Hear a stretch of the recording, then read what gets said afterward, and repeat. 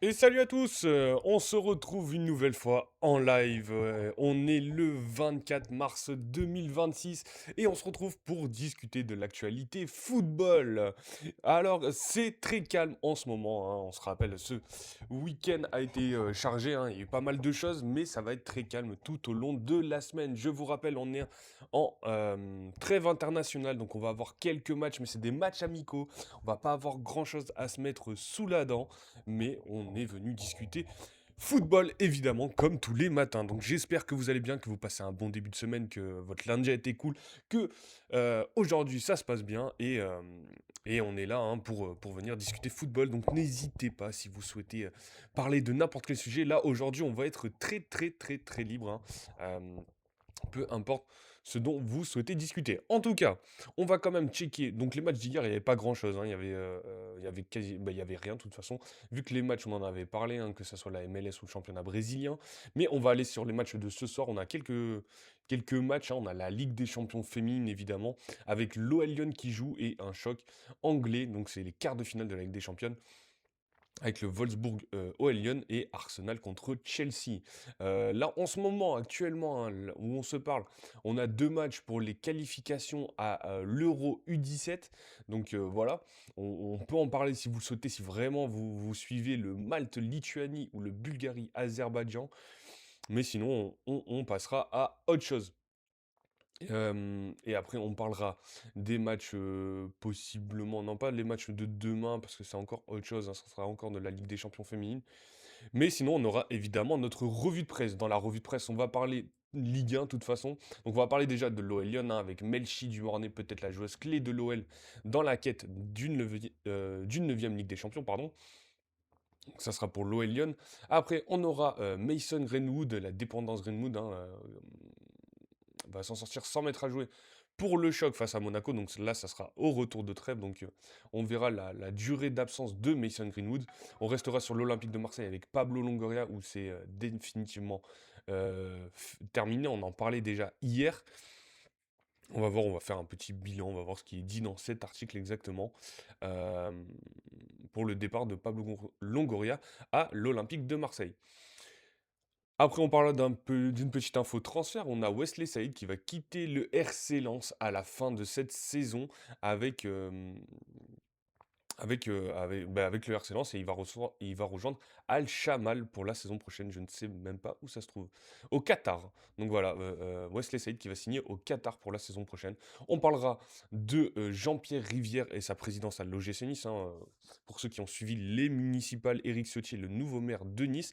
Et donc, Jean-Pierre Rivière est un de ses conseillers spéciaux, mais il a une double casquette en tant que président de l'OGC Nice.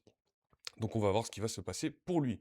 On aura aussi l'interview de Mauricio Pochettino, hein, l'entraîneur argentin qui est passé par Tottenham et qui revient sur son passage au Paris Saint-Germain. Quand il coachait Neymar, Messi, Kylian Mbappé, où ils sont pas passés loin de gagner avec des champions. Il me semble qu'ils ont fait quand même une demi-finale avec Mauricio Pochettino, et il est désormais coach, en tout cas sélectionneur des États-Unis. Et après, on va parler de l'équipe de France, évidemment. On a dit trêve internationale oblige, on va parler de l'équipe de France. On va parler de N'Golo Kanté, arrivé, lancé au moment de retrouver les Bleus, on se rappelle, hein. Il a signé à Fenerbahçe cet hiver, et donc il a retrouvé les championnats européens, N'Golo Kanté. On va parler aussi de Ibrahima Konaté, Marcus Thuram, les joueurs qui sont dans le doute, en tout cas dans cette équipe française. Michael Olise, Aurélien Tchouameni qui sont en trombe, donc on va parler un peu de tout. Évidemment, on fera notre liste pour la Coupe du Monde 2026, hein. On va la faire ensemble, les amis. On sélectionnera nos 26 bleus. On va aussi, alors là, c'est sujet plus léger, on va dire. euh, donc déjà, on va parler aussi la liste des espoirs avec Mamadou Diakon, Sidiki Chérif qui ne rejoignent pas l'équipe de France Espoir. Mais il y a 4 nouveaux joueurs dans ces jeunes bleus.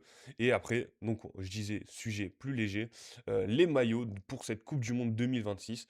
Quels sont vos préférés? Quels sont les maillots que vous n'aimez pas du tout? Euh, on va en discuter, hein. De ce que j'ai vu, moi déjà, les maillots Adidas éclatent encore une nouvelle fois, les maillots Nike. Mais on va en parler, les amis. Donc on va démarrer tranquillement, on va parler déjà Donc les matchs d'hier soir, on a dit qu'on passerait. On va aller juste sur ces matchs de Ligue des Champions féminine avec le Wolfsburg OL Lyon. Donc c'est les quarts de finale, hein, je le rappelle, de la Ligue des Champions féminine. 160 euros le maillot, t'en penses quoi? Alors, c'est hyper cher pour ce que c'est.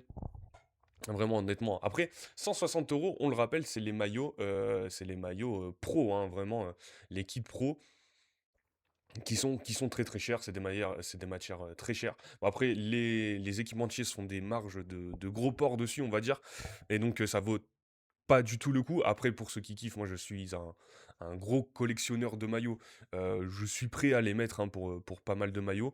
Mais ça reste très cher pour ceux qui veulent s'acheter un maillot de temps en temps. Après, vous avez toujours les maillots réplica, évidemment, qui sont donc moins chers à 100 balles. Et sinon, il faut être vif quand on veut s'acheter des maillots, il faut aller savoir choper les bonnes offres. Vous pouvez passer évidemment par des sites comme Classic Football Short, du coup ça me permet de faire ma promo, je le rappelle. Classic Football Short, un site de maillots anglais où il y a pas mal de promos en fin de saison et tout au long de l'année, que ce soit Black Friday, Noël, tout ça, il y a pas mal de promos. Donc vous pouvez aller les récupérer et vous avez moins 10% avec le code ATRICFR10 comme ça. Mais il y a pas mal de sites comme ça où vous pouvez récupérer pas mal de promos. Je parle pas de tout ce qui est faux maillot, hein, MaxiKit, Max Maillot ou je sais pas quel autre site. Euh, mais des vrais maillots sur des sites anglais, vous pouvez les retrouver. Même sur je sais pas, des Intersport, des Decathlon, il me semble pas qu'ils vendent de maillots, mais Intersport, JD, tout ça, en fin de saison, il y a beaucoup de promos. Et donc, vous pouvez récupérer des maillots pas trop chers, même des équipements, enfin des maillots d'entraînement, des survêtements. Il faut juste un peu chercher, quoi. C'est vrai que si on veut le maillot tout de suite, le précommander, bon, ça sera très cher. Il y a les réplicas, donc les maillots classiques. En fait, le souci aussi des maillots aujourd'hui, c'est qu'avant, les maillots réplicas, ils étaient plutôt corrects, hein, c'était de la bonne qualité. Aujourd'hui, c'est vraiment des maillots assez pourris, je trouve. Et donc, on est obligé d'investir sur les maillots Pro Kit. Bon, ça a été fait pour, mais voilà, en plus chaque année, la vente de maillots a explosé, donc c'est de plus en plus cher de se fournir un bon maillot. En tout cas, voilà. Je sais pas si vous avez d'autres questions sur les maillots de foot, mais voilà. Donc on va sur notre Ligue des Champions féminine. Donc c'est je l'ai dit, les quarts de finale, on n'a qu'un seul club français qui est toujours en course pour cette Ligue des Champions féminine, et c'est l'OL Lyon qui joue contre Wolfsburg. Donc Wolfsburg, dans le championnat, enfin chez les hommes, c'est une équipe assez mid, hein, on connaît rapidement, mais il y a pas forcément, c'est pas forcément un gros club. Euh, Dans le foot masculin. Mais par contre, chez les féminines, c'est une très très grosse entité, un très très gros club qui a gagné plusieurs Ligues des Champions, cette équipe de Wolfsburg. Sur cette année, ils ont explosé, il me semble, le Paris Saint-Germain chez les féminines, où ils leur avaient mis 4-0, il me semble, et après l'OL Lyon les avait battus, et je crois elles se sont déjà jouées, les joueuses de Lyon contre Wolfsburg, voilà, c'était le 11 novembre, et c'était une victoire 3-1 de l'OL Lyon, je me souviens, j'avais vu le match, et donc c'est on va dire une petite revanche pour le match de ce soir. Bon, sur les compos probables, on les a pas forcément. J'avoue que je connais rapidement l'OL Lyon pour le coup. Donc on peut retrouver des Marie-Antoinette Katoto, des Ada Egerberg. Qu'est-ce qu'on peut trouver aussi Melchi Dumornay. Melchi Dumornay, juste lire l'article juste après sur cette joueuse. Bah, on va aller sur les derniers matchs de l'OL Lyon, comme ça on va pouvoir regarder la compo. Il y a évidemment la capitaine Wendy Renard. Qu'est-ce que l'on a Quelle joueuse nous avons aussi Euh, Que je dis pas de bêtises, on a Khadija Toudjani évidemment. Euh, donc Egerbert, je l'ai dit, Gianni à droite, voilà des joueuses. Là c'est vraiment quasiment, il me semble, la compo, le 11 type hein, de l'OL Lyon avec leur entraîneur Jaime, il me semble qu'il s'appelle. Pas du tout, Giraldez. Merci Elisa Marie pour le cœur sur toi, ça fait extrêmement plaisir une nouvelle fois. Euh, merci beaucoup, en tout cas pour ces cadeaux comme tous les matins. Donc je disais sur cette OL Lyon, donc Ada Egerberg en général titulaire devant, Khadija Toudjani à droite, à gauche Beko, et au milieu de terrain, bah voilà, une Melchi Dumornay, on va en parler évidemment.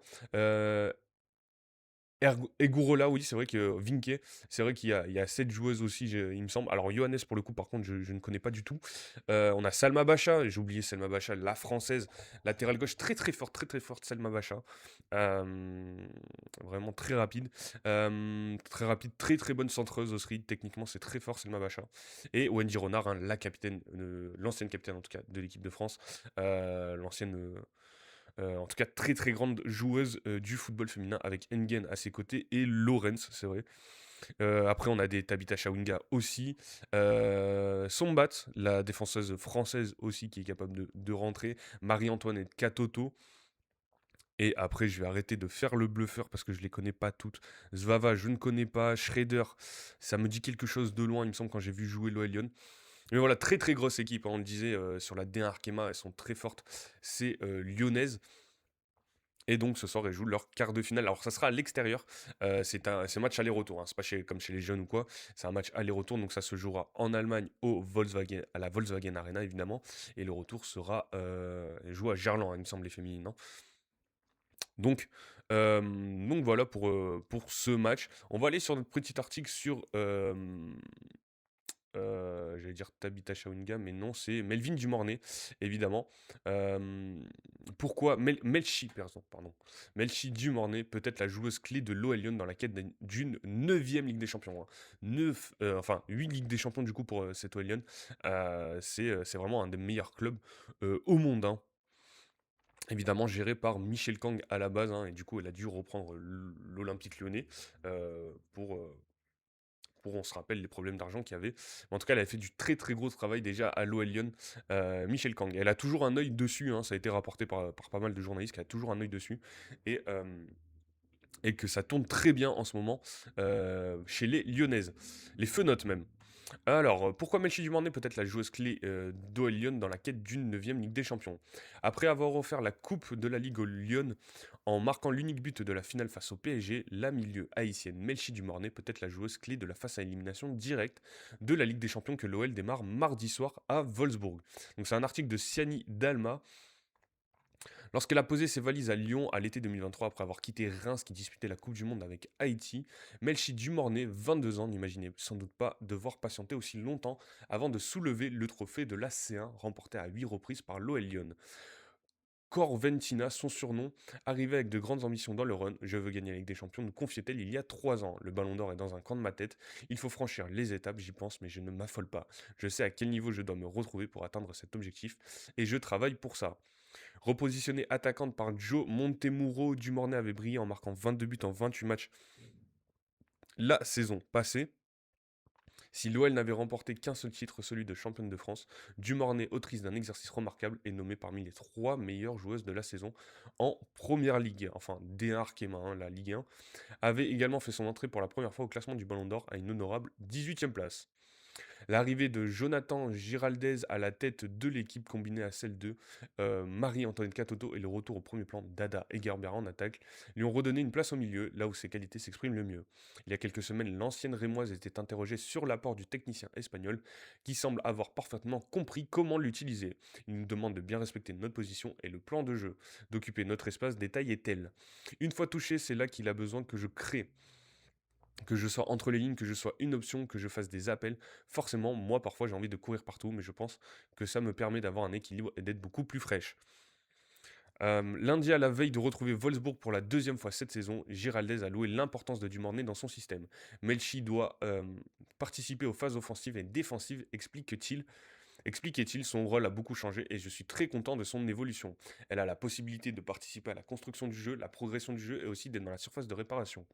Le repositionnement de Dumornay l'a éloigné du but, elle n'a trouvé le chemin défilé qu'à 3 reprises cette saison en Première Ligue. En revanche, elle a bien compensé avec une grande influence dans le jeu et 9 passes décisives délivrées en championnat, dont une le week-end passé pour Egerberg lors du succès contre Fleury. Une semaine auparavant, elle avait signé l'un des buts les plus importants de sa carrière à Abidjan, en Côte d'Ivoire, le seul de la finale de la Coupe de la Ligue face au PSG, qui a offert le premier titre de la saison à l'OL Lyon et prouvé une nouvelle fois que Dumornay adore les rendez-vous marquants. Elle avait déjà montré en signant 2 doublés en Ligue des Champions face à Arsenal, puis contre Manchester United, ce qui fait d'elle actuellement la meilleure buteuse lyonnaise de la compétition, alors que les matchs couperets débutent ce mardi soir avec ce déplacement périlleux dans la tanière des Louves. Dumornay est prête, comme elle l'a confié à Kenzin, le fanzine de l'UEFA. Quand j'entends l'hymne de la Ligue des Champions, j'en ai des frissons. C'est comme un cri de guerre et le signal que la bataille commence. Donc voilà, on verra pour le match de l'OL Lyon, évidemment, contre qu'est-ce que je cherche? Contre Wolfsburg, évidemment. Donc oui, on aura le temps, on en discutera demain évidemment, si, les Lyonnaises se sont imposées. Voilà, il y a aussi un autre match quand même, le match sera à 18h45 pour ceux qui cherchent. Alors c'est pour ceux qui ont Disney+, normalement c'est diffusé sur Disney+, hein, en direct et sinon ça sera diffusé sur l'équipe 21 évidemment, pour voir ce match à 18h45 pour les Lyonnaises. On a aussi un autre quart de finale ce soir entre les vainqueurs de la dernière Ligue des Champions, les Gunners d'Arsenal contre Chelsea. Chelsea entraîné par une Française évidemment, hein, alors je confonds toujours, mais il me semble que c'est Sonia Bonpastor, voilà, c'est ce nom que j'avais en tête, hein, mais je voulais pas faire d'erreur. Donc Sonia Bonpastor, la française. On a une joueuse comme aussi Sandy Baltimore, française aussi, qui joue dans cette équipe de Chelsea. Et après Arsenal, on a la meilleure équipe simplement de la saison dernière, hein, vainqueur de la Première Ligue, vainqueur de la Ligue des Championnes, avec une joueuse qui a fini dans le classement, le top 3 du Ballon d'Or, en la présence de l'Espagnol que je retrouve son nom aussi, j'ai encore du mal hein, sur les noms, Caldente, voilà évidemment, mais aussi une des meilleures buteuses, Alessia Russo, Chloé Kelly, hein, championne d'Europe avec l'Angleterre cet été aussi. Après, on a des joueuses comme Holberg, la suédoise, Blackstenius aussi, suédoise, qui avait marqué le but de la finale de Ligue des Champions chez les féminines. Euh, Après, on a Beth Mead, on a des joueuses comme que je retrouve, hein, parce que je les connais pas toutes forcément non plus. McCabe aussi, ça me dit quelque chose. Mais voilà, une équipe d'Arsenal qui avait perdu, donc, comme c'était dit dans l'article précédent, contre l'OL Lyon lors de la phase de Ligue. Donc voilà pour cette équipe d'Arsenal et Chelsea. Chelsea, il me semble que ça va un peu moins bien en ce moment, si je dis pas trop de bêtises. Non, ça a l'air d'aller.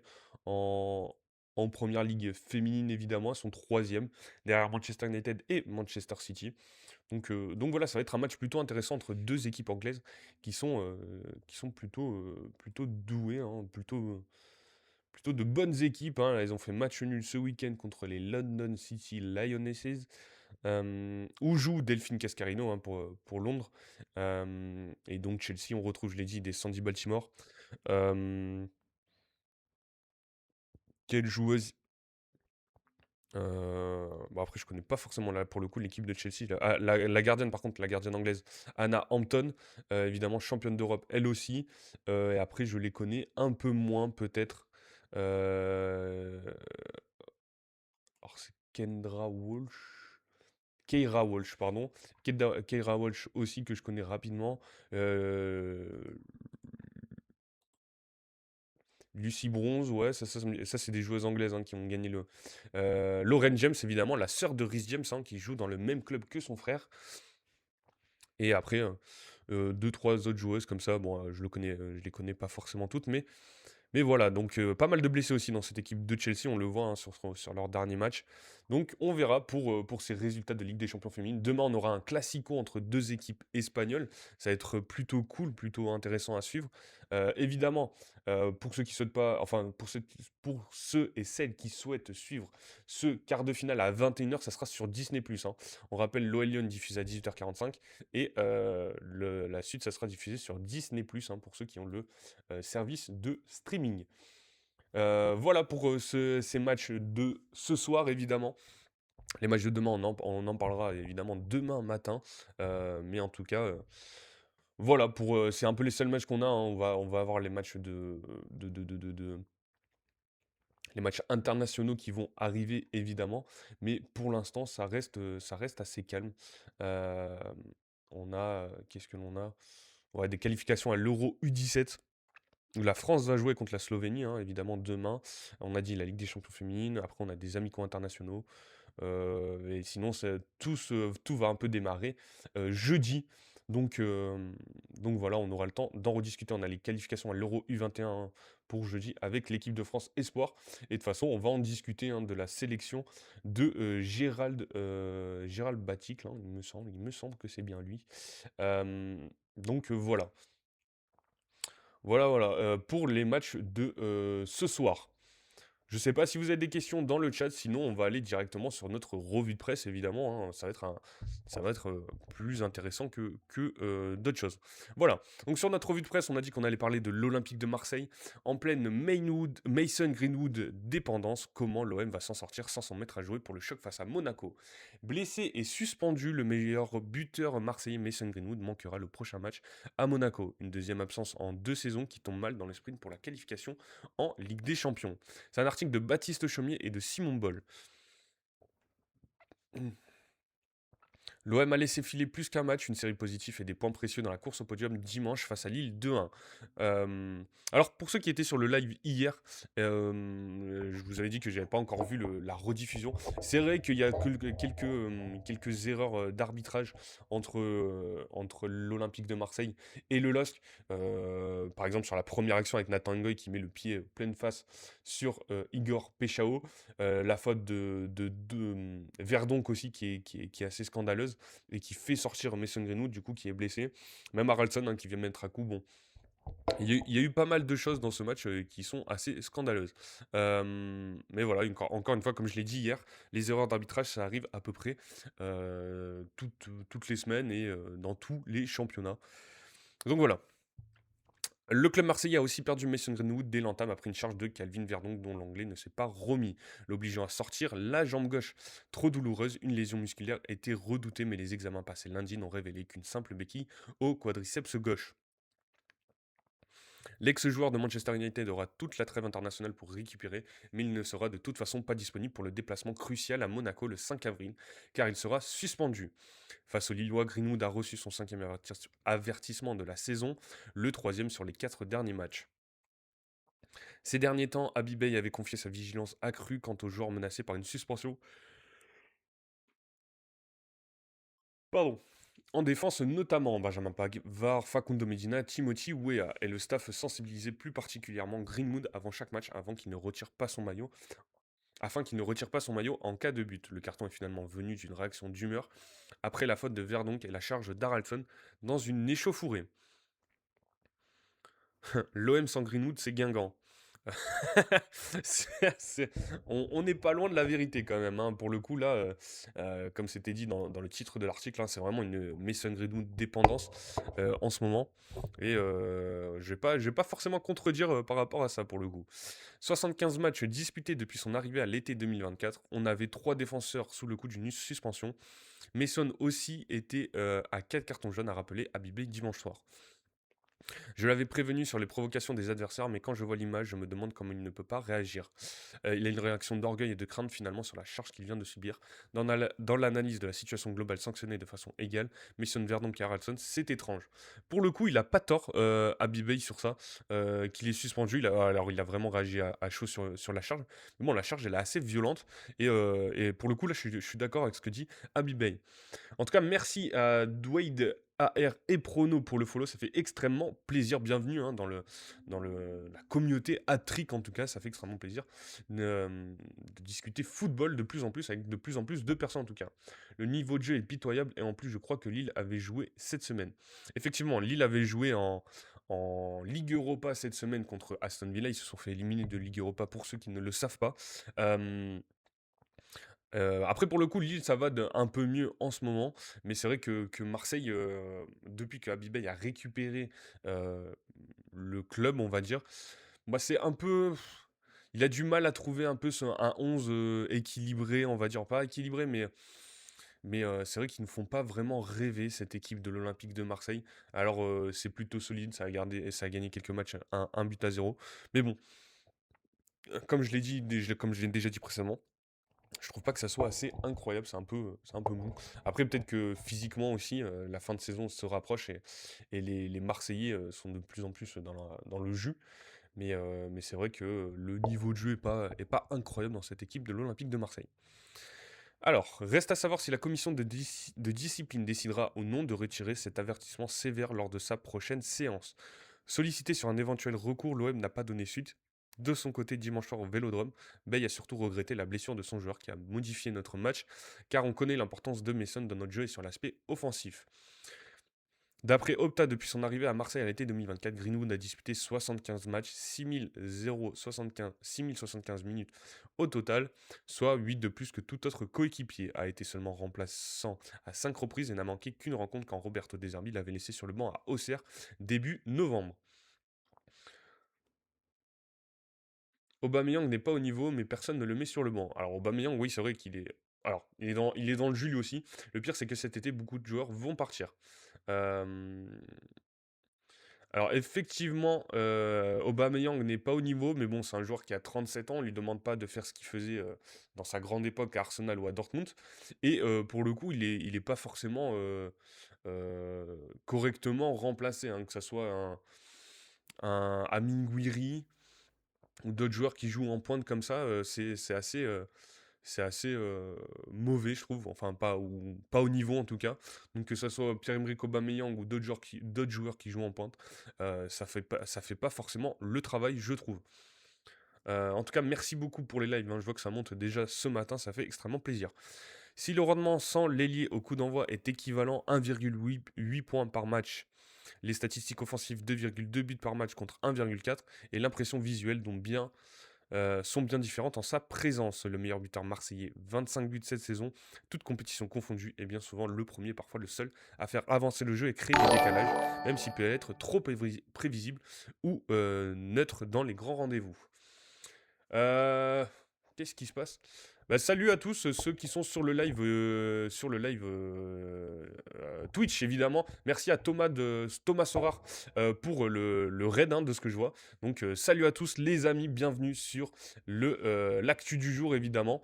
Moi ça va en forme, merci beaucoup. Pour ceux qui connaissent pas le principe, on est en live tous les matins, 10 h midi, pour discuter de l'actu football, hein. Donc on a rapidement parlé des matchs de hier soir. Enfin, hier soir, il n'y avait pas grand-chose, mais ce soir, il y avait la Ligue des champions féminine. Et là, on fait une petite revue de presse, hein, vous le voyez à l'écran sur Twitch. euh, sur tout ce qui se passe, l'actualité football en ce moment. Donc là, on parle de l'Olympique de Marseille. On va parler de l'équipe de France et de bien d'autres choses. Donc, bienvenue à tous. Si vous avez des questions, n'hésitez pas. En tout cas, moi, ça va. Et merci encore une fois. Je crois que c'est le deuxième raid que Thomas nous fait sur ce live. Donc, merci beaucoup. Je stream sur quoi aussi? Alors pour l'instant, moi je stream que mes actus du jour et de temps en temps les émissions, que ça soit sur la Ligue 1, sur l'équipe de France ou la Ligue des Champions. Euh, j'ai tenté précédemment de streamer sur du Football Manager, mais voilà, voilà un peu tout ce qui se passe sur cette chaîne, hein. N'hésitez pas aussi, il y a la chaîne YouTube si vous souhaitez aller voir tout ce qu'on fait, ou les réseaux sociaux. On est en live en ce moment actuellement sur TikTok aussi, et on a évidemment tous les réseaux sociaux, Instagram, X, Facebook, Snapchat et bien d'autres.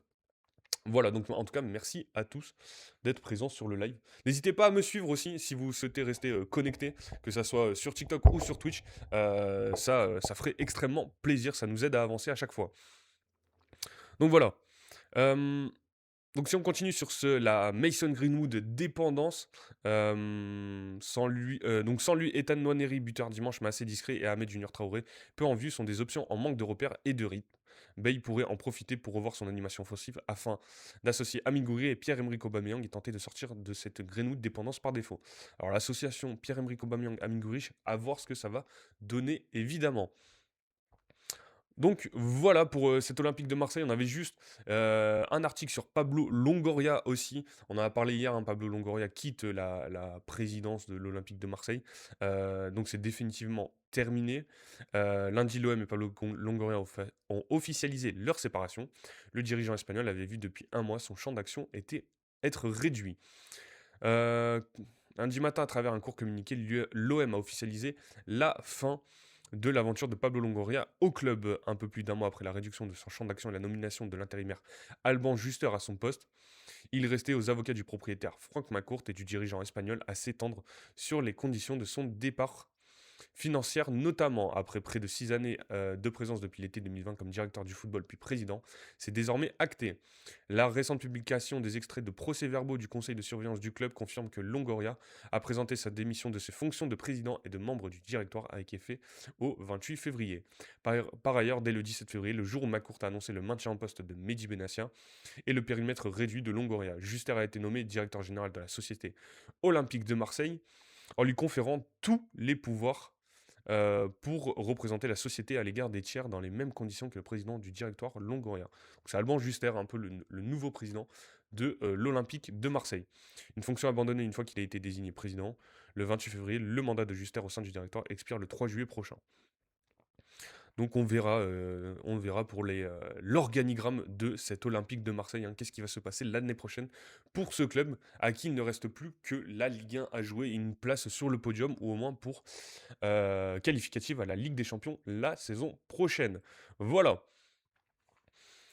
Donc on continue sur notre revue de presse. On a parlé de l'Olympique de Marseille. Après, tous ceux qui sont sur le chat, hein, le Twitch et TikTok, n'hésitez pas vraiment, hein, si vous avez des questions, je ne sais pas si vous souhaitez parler d'un sujet en particulier, n'hésitez pas. Voilà. Euh, En fin de contrat, là, on a une info mercato, évidemment. Une petite info mercato, hein, c'est pas le choc. Mais en fin de contrat avec Lens, Wesley Saïd s'est engagé avec Al-Shamal pour la saison prochaine. Donc Wesley Saïd, un très très bon joueur de Ligue 1, qui fait une très bonne saison avec le RC Lens et qui va quitter le club. euh, la saison prochaine. Report du match Lens-PSG pour ou contre? Alors pour le coup, je suis un peu contre. J'avoue que je trouverais ça bien pour les clubs français en Ligue des Champions ou en Coupe d'Europe pour Strasbourg aussi. Un report, hein. Mais comment dire, pour un peu l'équité, tous les clubs sont dans la même situation pour ceux qui jouent la Ligue des Champions. Donc pourquoi reporter évidemment? Après, on sait que les calendriers sont hyper chargés. Euh, donc le report, je trouve pas ça, on va dire, correct, on va dire. Mais faut évidemment une refonte des calendriers, que ça soit pour les équipes comme le Paris Saint-Germain quand on voit la saison qu'ils ont eue. Mais là, pour le coup, le report, moi, je suis pas forcément pour en tout cas, même si évidemment ça aiderait cette équipe de Paris euh, à faire de meilleurs résultats. Enfin, je suis pour le PSG, mais c'est le jeu des grands clubs, tu fais de la rotation, et puis voilà. Ouais, voilà, c'est ça exactement. T'es censé être prêt à. Hop là. Ouais, t'es censé être préparé à avoir un effectif assez costaud pour jouer sur plusieurs tableaux. Après, évidemment, c'est assez compliqué, hein. Il y a vraiment beaucoup, beaucoup trop de matchs, hein, sachant qu'on a retiré 2 équipes en Ligue 1 depuis quelques années. Qu'est-ce qu'on a aussi? On a retiré une coupe et pourtant c'est toujours des calendriers aussi difficiles. Derrière, on nous rajoute des coupes du monde des clubs. Donc voilà. Donc ouais, c'est vrai que c'est assez étrange comment ça se passe, heu, pour, heu, pour le Paris Saint-Germain. Mais oui, repousser, enfin comment dire? Décaler des matchs comme ça, je suis pas forcément pour. Voilà. Je sais pas s'il y a d'autres avis dans le chat TikTok. Euh, mais voilà, après, c'est une question assez délicate quand même, hein, parce que vraiment, il y a beaucoup, beaucoup de matchs pour le Paris Saint-Germain, sachant qu'il y a déjà eu un report pour le PSG Nantes, mais je crois que c'était pour d'autres raisons, il me semble. Donc voilà. Donc sur Wesley Saïd, auteur de très belles performances avec Lens ces derniers mois, Wesley Saïd a fait le choix d'évoluer au Qatar la saison prochaine. L'attaquant français a signé un contrat de 3 saisons, dont une en option avec Al Shamal. Donc c'est un article de Loïc Tanzi, hein, qui est un peu l'expert mercato de l'équipe. En attendant de savoir où le mènera la très belle. C'est pas français. En attendant de savoir où mènera la très belle saison du RC Lens, actuel deuxième de Ligue 1, Wesley Saïd, 30 ans, sait qu'il ne jouera plus pour le club le nordiste la saison prochaine. L'attaquant dont le contrat prendra fin en juin 2026 a décidé de rejoindre le championnat du Qatar où il s'est déjà engagé pour 2 saisons plus une option avec le club d'Al Shamal. Arrivé à Lens, en 2021, Saïd a longtemps peiné à s'imposer sous le maillot sang et or, freiné par de nombreux pépins musculaires, mais un changement dans ses méthodes de travail et l'arrivée de Pierre Sage sur le banc lensois cet été lui ont permis d'enchaîner les bonnes performances et de gagner sa place de titulaire. En 23 matchs de Ligue 1 cette saison, l'attaquant français a inscrit 10 buts et signé 2 passes décisives. Donc voilà, fin de parcours pour Wesley Saïd en Ligue 1 en tout cas et au RC Lens. Bon, on lui souhaitera bon courage quand il partira du côté de Al Chamal. Mais il a encore une saison à finir avec le RC Lens. Pourquoi pas même hein, être champion de Ligue 1. Il y a toujours l'espoir en tout cas pour ces Lensois et je pense qu'ils joueront crânement leur chance. Il y a aussi la possibilité de gagner la Coupe de France hein, pour le RC Lens. Donc voilà, partir avec un trophée pour Wesley Saïd, ça pourrait être plutôt cool. On va parler de l'OGC Nice, évidemment. Vous voyez que j'ai mis le petit maillot aujourd'hui. Bon, alors là, j'en suis pas forcément pas le plus fier non plus de cet article, mais bon, on va quand même en discuter. Engagé en politique comme conseiller spécial d'Éric Ciotti, quel avenir pour Jean-Pierre River à la présidence de l'OGC Nice? Après avoir présidé durant la campagne le comité de soutien d'Éric Ciotti, le président de l'OGC Nice, Jean-Pierre River, va devenir son conseiller spécial à la mairie de Nice. Et il assure qu'il quittera bien le gym en mai. Un article de Régis Testelin.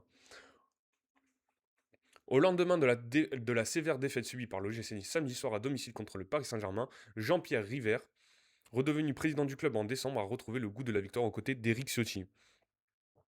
Élu à la mairie de Nice dans la soirée de dimanche en janvier et dans le but de s'éviter un possible conflit d'intérêts lié à sa fonction de président du gym, River avait quitté la liste UDR de Ciotti pour devenir président de son comité de soutien durant la campagne.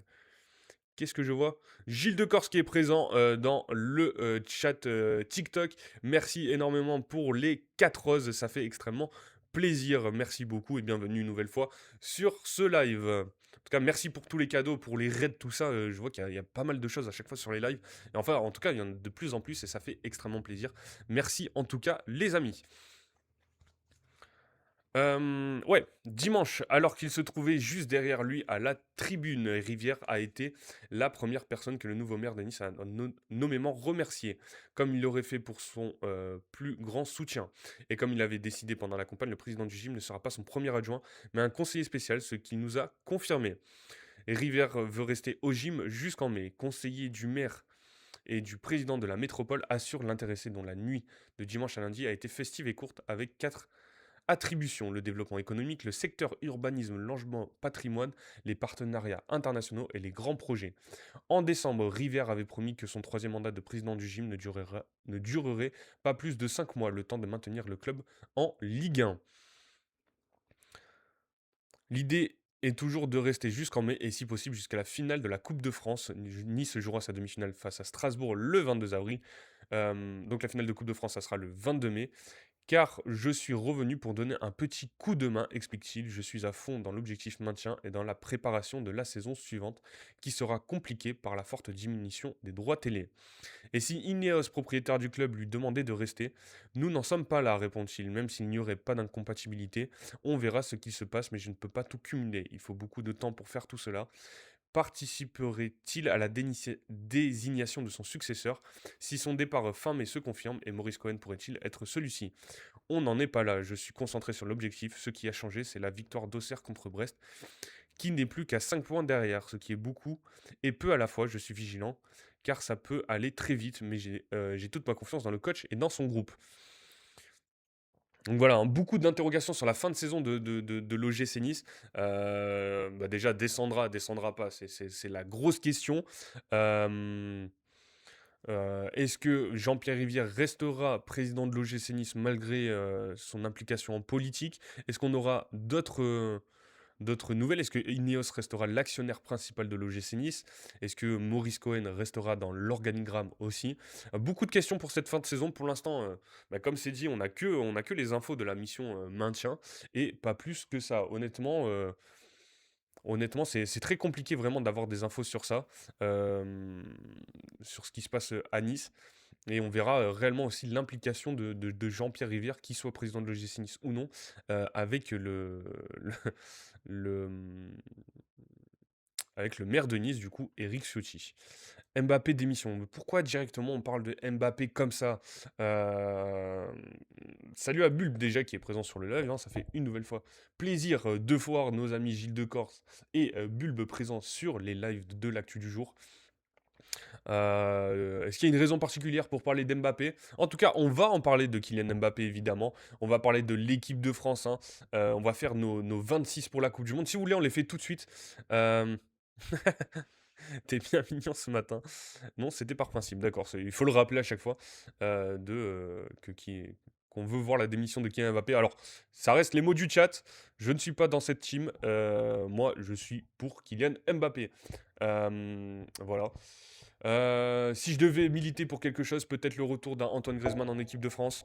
S'il vous plaît, les amis. Pour la dernière, avant de partir dans cet horrible club d'Orlando City, Grisou, fais-nous une dernière pige. Et après, comme ça, tu peux rester directement aux États-Unis. Mbappé sera le fardeau de l'EDF comme Ronaldo aujourd'hui. Ça va, Ronaldo. On se calme, s'il vous plaît, putain. Dire des choses comme ça. En tout cas, merci à Katia pour le compliment, ça fait extrêmement plaisir. Euh, mais non, je pense pas que Mbappé sera un fardeau pour l'équipe de France. Euh, Il y en a, je sais pas, MDR. Non, mais pas tout de suite. Ah, pas tout de suite, d'accord. Je crois qu'il faut désinstaller TikTok parfois. Aïe, aïe, aïe. Oui, des fois on a des avis catastrophiques, mais bon. Au moins ça crée le débat, même si c'est un avis où on n'est pas d'accord, ça crée un peu de débat par rapport à Kylian Mbappé, même s'il y en a toujours énormément. Euh, euh, Pourquoi? Non, pas les insultes, s'il vous plaît. Est-ce qu'on peut éviter les amis, les insultes dans le chat, que ça soit sur TikTok ou Twitch? On peut éviter, si je peux éviter de ban des gens, c'est cool aussi, mais on évite les insultes, s'il vous plaît. On est là pour discuter football, pour débattre. Euh, donc voilà. En tout cas, merci à Lisa Marie pour les roses. Ça fait extrêmement plaisir. Une nouvelle fois, des cadeaux à tout va ce matin. Euh, une nouvelle fois. Ah bah voilà, en plus, il est même pas portugais. Il t'a bien eu. Ok, on a quand même une fada dans le chat. Euh, Mec, il pense que je suis le mec sur ma. Alors attends, juste que je. Ah, mais t'es pas le mec sur ta PP? Ah, en tout cas, beau gosse sur la PP, hein. Mais Mais ouais, si on peut remettre le foot au centre du débat, les amis. Merci à Katia en tout cas pour ces beaux chats. Voilà, que de l'amour, les amis. Mais on va en parler de Kylian Mbappé. Alors, juste pour Kylian Mbappé, qu'on aille sur ce débat. Déjà, est-ce qu'il va jouer là pour ces matchs avec l'équipe de France? Euh, on va voir ce que ça va donner parce que même si ça reste des matchs amicaux, ça va être un match intéressant contre le Brésil. Je pense que ça va être un match en jeu, il n'y aura pas forcément de matchs amicaux. En tout cas, j'espère pas. Et que ça va jouer et on va avoir des briefs, on va voir ce qui va, un peu un teaser pour la Coupe du Monde. Euh, Qu'est-ce qu'on a? Gonzalo Ramos sera titulaire à la Coupe du Monde. Alors, honnêtement, moi j'aimerais bien, j'aime beaucoup Gonzalo Ramos en tant que joueur au Paris Saint-Germain. Bon, donc il est dans ce rôle de super sub, mais j'aime beaucoup ce joueur, je trouve. Avant l'explosion de comment dire, Ousmane Dembélé en numéro 9, je pensais que ça allait être lui vraiment le numéro 9 de ce Paris Saint-Germain. C'est un joueur que je trouve très intéressant. Et ça peut être très très cool à voir, hein. Je pense qu'il a plus de talent qu'on en voit. Donc à voir. En tout cas, merci pour le follow, je vois ça. Il sera sûrement sur le banc. Bon, oui, bah, de toute façon, s'il y a Cristiano Ronaldo, voilà, hein, je vois pas Cricri faire banquette. Le vrai problème, c'est son rôle de numéro 9, c'est plus un attaquant avancé. Mais Enrique lui demande de jouer faux 9. Oui, non, mais oui, c'est sûr que lui, c'est le numéro 9 typique, hein. Un peu l'espèce de renard des surfaces, capable de marquer un peu dans toutes les positions. Euh, C'était lui qui avait mis un triplé genre, lors de la saison, enfin de la dernière Coupe du Monde, il me semble. Mais en tout cas, c'est un très très bon joueur, Gonzalo Ramos. Et ouais, on verra, on verra. Le coach du Portugal, c'est toujours l'Espagnol, là? Martinez? Comment il s'appelle déjà? Sélectionneur du Portugal.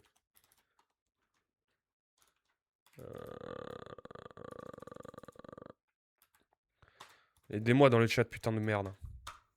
Oui, c'est Martinez, ancien coach belge, oui, c'est ça. Ok, Roberto Martinez. Bah, à voir si Roberto Martinez va décider de modifier, à mon avis, hein. Il mettra évidemment Cristiano Ronaldo en tant que titulaire devant. Et, mais en tout cas, ça sera intéressant à suivre, sachant que le Portugal a une très belle génération. Et pour ce qui est, je cherchais, qu'est-ce que je voulais dire? Oui.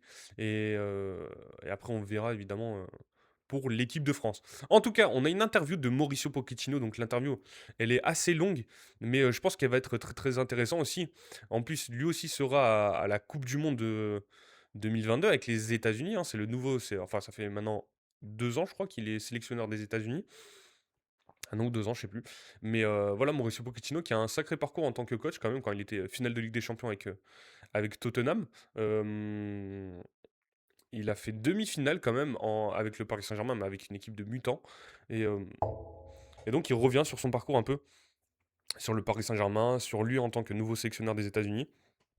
Donc ça va être très intéressant cette interview.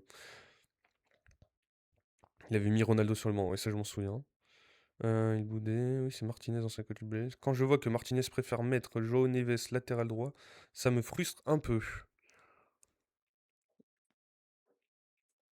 Ouais, après pour le coup, je crois il avait fait un sacré travail, hein. Et en tant que latéral droit, Joao Neves, c'est sûr que c'est pas son poste de prédilection, mais à droite, t'as Cancelo, non? Ah mais je crois qu'il s'est embrouillé avec Cancelo. Il y a pas une histoire comme ça? Que Cancelo il s'est embrouillé avec Emiliano Martinez? Euh, là, j'ai un petit doute du coup euh, pour cette sélection portugaise. Bah du coup, vu qu'on parle du Portugal et avec Gonçalo Ramos, du coup. euh, quel parcours vous voyez pour cette équipe portugaise? Dites-moi dans le chat, hein. Après, on ira hein, sur nos articles, mais quel parcours vous voyez pour le Portugal à cette Coupe du Monde 2026? Euh, on va juste aller checker la poule du Portugal. Ça peut être intéressant. Portugal foot. Que ça soit sur le chat Twitch ou TikTok, hein, n'hésitez pas à donner votre ressenti sur cette équipe portugaise. Euh, Je les vois au moins aller dans le dernier carré. Pour moi, France, Portugal, Espagne sont les favoris. Demi-finale. Ah ouais, Portugal favori de la Coupe du Monde. Parmi les favoris. Oh, j'ai du mal. Portugal. Alors déjà, quel calendrier? Alors match amicaux contre le Mexique, les États-Unis. Du coup, ils vont jouer contre Pochettino, le Chili. Et donc, dans leur poule, ils ont l'Ouzbékistan, la Colombie. Et ils vont avoir un troisième qu'on connaît pas, c'est ça? Hum, hum, hum.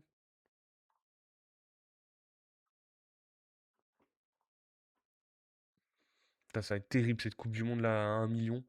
Alors, Portugal, Colombie, Ouzbékistan et une équipe à confirmer. Et donc, on verra. Pour moi, France-Portugal, hein, demi-finale. Vu leur effectif, ils le sont forcément. Ruben Neves, Fernandes, João Neves, Vitinha, Ronaldo, Mendes, Cancelo, etc. Ils ont des joueurs de qualité. Pas faux. Là, pour le coup, on ne peut pas l'enlever. Mais est-ce que c'est vraiment un collectif, cette équipe portugaise? C'est un peu comme la France au final, hein. Il y a des joueurs sur le papier, c'est des excellentes équipes. Est-ce que dans le collectif, vraiment, ça va matcher cette équipe portugaise? C'est là où j'ai un peu plus de doutes. Euh,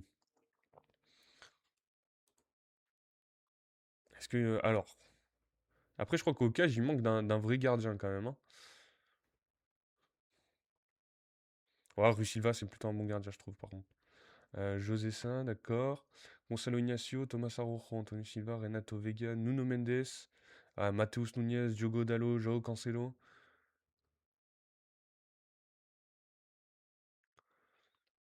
Ils ont Diogo Costa tout de même qui est pas mauvais non plus. Ah oui, c'est vrai, il y a Diogo Costa. Euh, Face à l'Espagne, tu me diras, c'est ça le point fort. Ouais. Après, on s'y attendait pas, c'est vrai. Ouais, c'est vrai. Vitinha, Ruben Neves, Joao Neves, Matheus Fernandes, Bruno Fernandes, Francisco Trincao. Et encore là, c'est pas une grosse sélection, hein, il me semble, hein. Pedro Gonçalves, Ricardo Horta, Gonçalo Guedes, Pedro Neto, Francisco Conceição, Joao Félix, Gonçalo Ramos. Moi, je vois un quart de finale pour le Portugal, honnêtement. Alors, je sais pas comment ça pourrait se dessiner, le tableau du Portugal. Mais je pense qu'il y a pas mal d'équipes qui sont meilleures, enfin, collectivement plus intéressantes que le Portugal. En fait, ça peut aller loin, comme ça peut se faire éteindre par n'importe quelle équipe. Des fois, le Portugal, genre, je sais pas, la Suisse ou un truc comme ça qui leur mettent. Ça dépend de plein de critères. Après, tu peux tomber sur un gros en huitième et sortir. Mais même contre un petit, les Portugais, genre, ils peuvent sortir en fait. C'est ça qui m'angoisse un peu.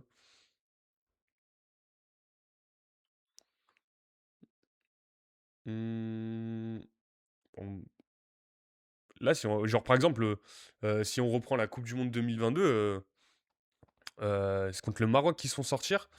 Voilà, y a pas scandale, tu vois. Ça ne m'étonnerait pas que le Maroc puisse ressortir une nouvelle fois le Portugal cette année, quoi. Après, la dernière fois, c'était le Maroc et à l'Euro, c'était la France. Ah ouais, hein. Tu vois, si on prend le Maroc, si on prend l'Espagne, on prend la France, on prend. Qui a une équipe à peu près pareille? Le Brésil, je trouve ça un peu moins fort, hein, clairement.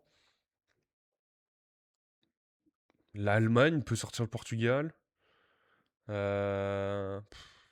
Pays-Bas, je sais pas trop. Belgique, je pense pas. L'Espagne, évidemment. Une équipe comme le Sénégal, par exemple. Une équipe comme le Sénégal ou la Norvège, ça peut taper le Portugal sans problème, quoi. Enfin, sans problème, non, je suis dur. Belgique à l'Euro 2021. Ouais, mais déjà, c'est une autre équipe, hein. C'est une nouvelle équipe, quand même. La Belgique, à mon avis, c'est un peu moins fort que les années précédentes. L'Argentine. Qu'est-ce qu'on a? Voilà, Colombie, c'est moins fort aussi. L'Angleterre. Ouais, il y a pas mal d'équipes, je trouve, qui. Ouais, je dirais, moi, je dirais quart de finale pour les Portugais. On va voir le groupe du Sénégal. Bah, c'est la France. Le groupe du Sénégal, c'est la France, la Norvège et je sais plus qui ça sera, Iran ou je sais plus quoi, la Suriname. Ouais, ça sera dur de passer. Mais après, j'ai pas dit que. Mais je sais pas, la France, pour le coup, ils sont capables de faire des gros parcours. On se souvient à cette dernière Coupe du Monde en 2022, avec l'équipe qu'ils avaient, ben, ça a été un gros parcours. Mais je sais pas, le Portugal, ça pue un peu plus la loose que la France quand même. La France, j'ai aucun doute pour moi, on va passer. Hmm. Ouais, non, mais oui, sortir des poules, c'est sûr pour la France. Après, il faudra voir les poules du moins. Ouais. Ouais. Mais en tout cas, ça va être enfin, ça va être une Coupe du Monde assez longue, hein. Putain, quand je vois le nombre d'équipes qu'il y a, euh, il va y avoir des 16e, des 8e. Enfin, 16e de finale, ça va être assez long quand même, hein. Mais bon, c'est toujours une Coupe du Monde, donc ça sera toujours évidemment hyper intéressant à suivre. On verra, on verra. Bah, déjà, on aura des petites réponses. Ouais, il y a des 16e. Effectivement, la dernière fois, je regardais, il y a des 16e de finale, vu qu'il y a tellement d'équipes qui sont rajoutées des 16e de finale pour cette Coupe du Monde. Donc ça va être très long, très dur physiquement. Surtout après une saison aussi longue. Derrière, tu joues des 16e. C'est vraiment, on sait pourquoi ils font ça, hein, la FIFA. Mais voilà, ça, un petit. T'as quel âge, Gonçalo? J'étais même pas au courant. Ok. Donc nous aussi, on continue à parler de la Coupe du Monde. Donc on va parler de l'équipe de France, les amis, petit à petit. Mais on va sur le sélectionneur des États-Unis, Mauricio Pochettino, qui défend son bilan au PSG. Nous étions près du but. Mauricio Pochettino, le sélectionneur des États-Unis, qui s'exprime pour la première fois dans un média français depuis son départ de Paris en juin 2022, garde un souvenir à la fois doux et empreint d'amertume de son aventure au PSG. Euh, j'ai entendu toute son interview, j'ai bien aimé. Pour le coup, moi je l'ai pas lu encore, donc on va se la faire. Désolé si du coup tu dois l'écouter en double. Euh, Il estime que son staff et lui se sentaient capables, avec un an de plus, d'y construire une équipe solide avec Neymar, Lionel Messi et Kylian Mbappé. Donc c'est Damien Degord, hein, le journaliste qui a écrit cet article. Depuis son départ du PSG en juin 2022, Mauricio Pochettino ne s'était jamais exprimé dans un média français. Pour l'équipe, le sélectionneur des USA qui partage son temps entre Londres, Barcelone et l'Amérique revient sur son parcours à Paris et défend son bilan, sans aigreur aucune. Il évoque aussi son nouveau métier et les ambitions qui l'habitent à l'aube d'une Coupe du Monde à domicile, du coup, du 11 juin au 19 juillet. La Coupe du Monde avec les États-Unis tentait ce que la Corée et le Maroc ont réussi. Quel est l'objectif des États-Unis à la Coupe du Monde? Gagner, parce que les USA sont un pays où, quel que soit l'athlète, quel que soit le sport, au départ d'une compétition, l'objectif est de gagner. Le soccer n'échappe pas à la règle. Putain, il dit le soccer, l'enfoiré. Quand même, quand même, respecte. Euh, les USA ont-ils vraiment une chance? Dans le foot, la logique n'existe pas. Existe peu, pardon. Il n'y a pas d'équation mathématique pour prédire un résultat. C'est aussi pour cela que c'est le plus beau sport au monde, car il est parfois injuste. Il s'agit d'être compétitif, mais aussi de maîtriser les facteurs émotionnels. C'est un bon mélange entre logique et illogique, rationnel et irrationnel, en partant du principe que nous avons un groupe de qualité avec une bonne mentalité et le soutien du public.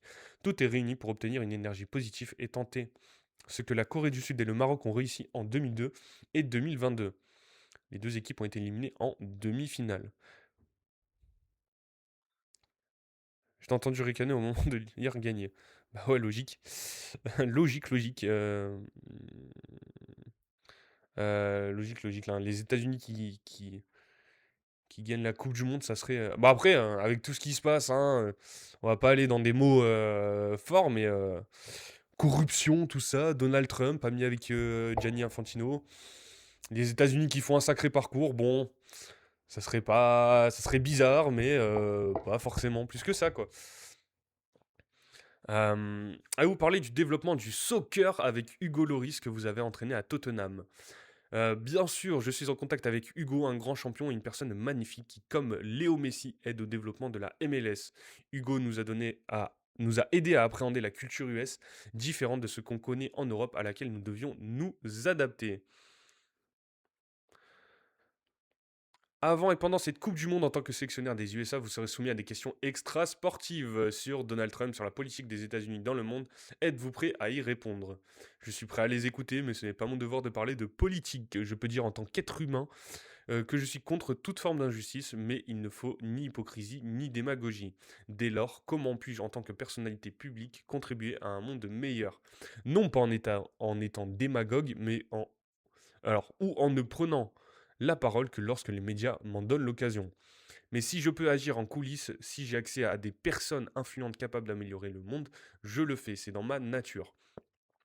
Cependant, utiliser une tribune publique, en l'occurrence celle fournie par l'organisme qui me rémunère, comme la Fédération américaine, pour diffuser mes idées ne constitue pas la bonne approche. Il doit faire mieux que le Qatar. C'est vrai que c'est pas dur. Pochettino sélectionneur versus entraîneur. Sans joie difficile de réaliser de grandes choses.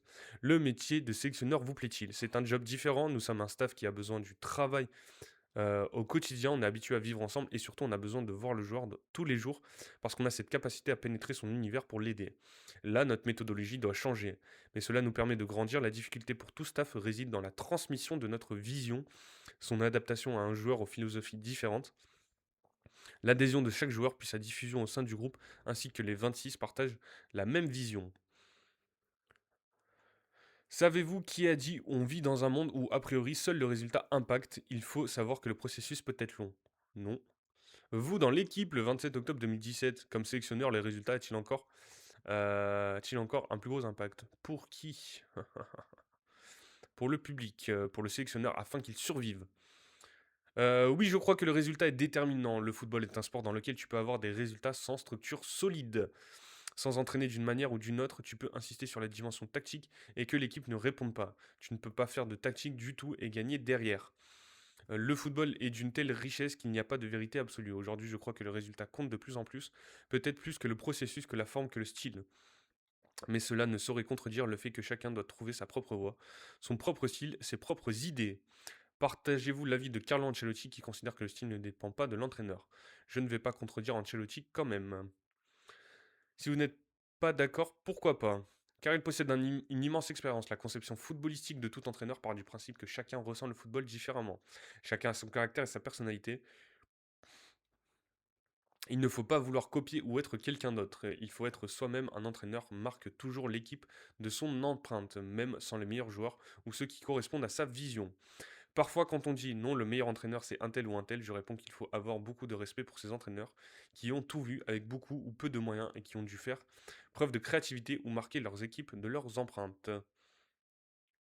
Le plus difficile pour un sélectionneur en définitive, pardon, n'est-il pas de construire un groupe?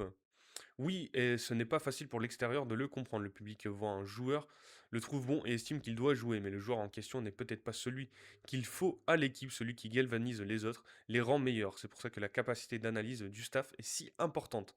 Elle contribue à former un groupe qui va lutter ensemble, vivre ensemble, où chacun va trouver son espace et profiter du moment. Le foot est un sport où s'il n'y a pas de joie, il devient difficile de réaliser de grandes choses. Pochettino et le PSG, la défaite à Madrid a été notre arrêt de mort. Ok, donc on change carrément de... Là, c'est plus sectionneur, on va parler du Paris Saint-Germain. Repensez à votre passage au PSG, vous fait-il souffrir? Réponse de Pochettino. Pourquoi? Point d'interrogation. Pour n'être resté qu'un an et demi et avoir été éliminé en demi-finale de la Ligue des Champions 2020-2021.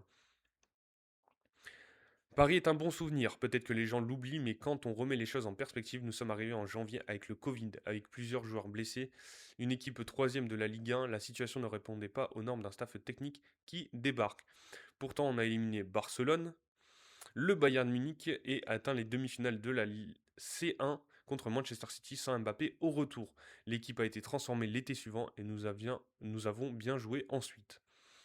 Il nous a juste manqué un petit coup de pouce du destin au Bernabeu en 8ème au retour. Au parc à l'aller, on avait battu le Real 1-0.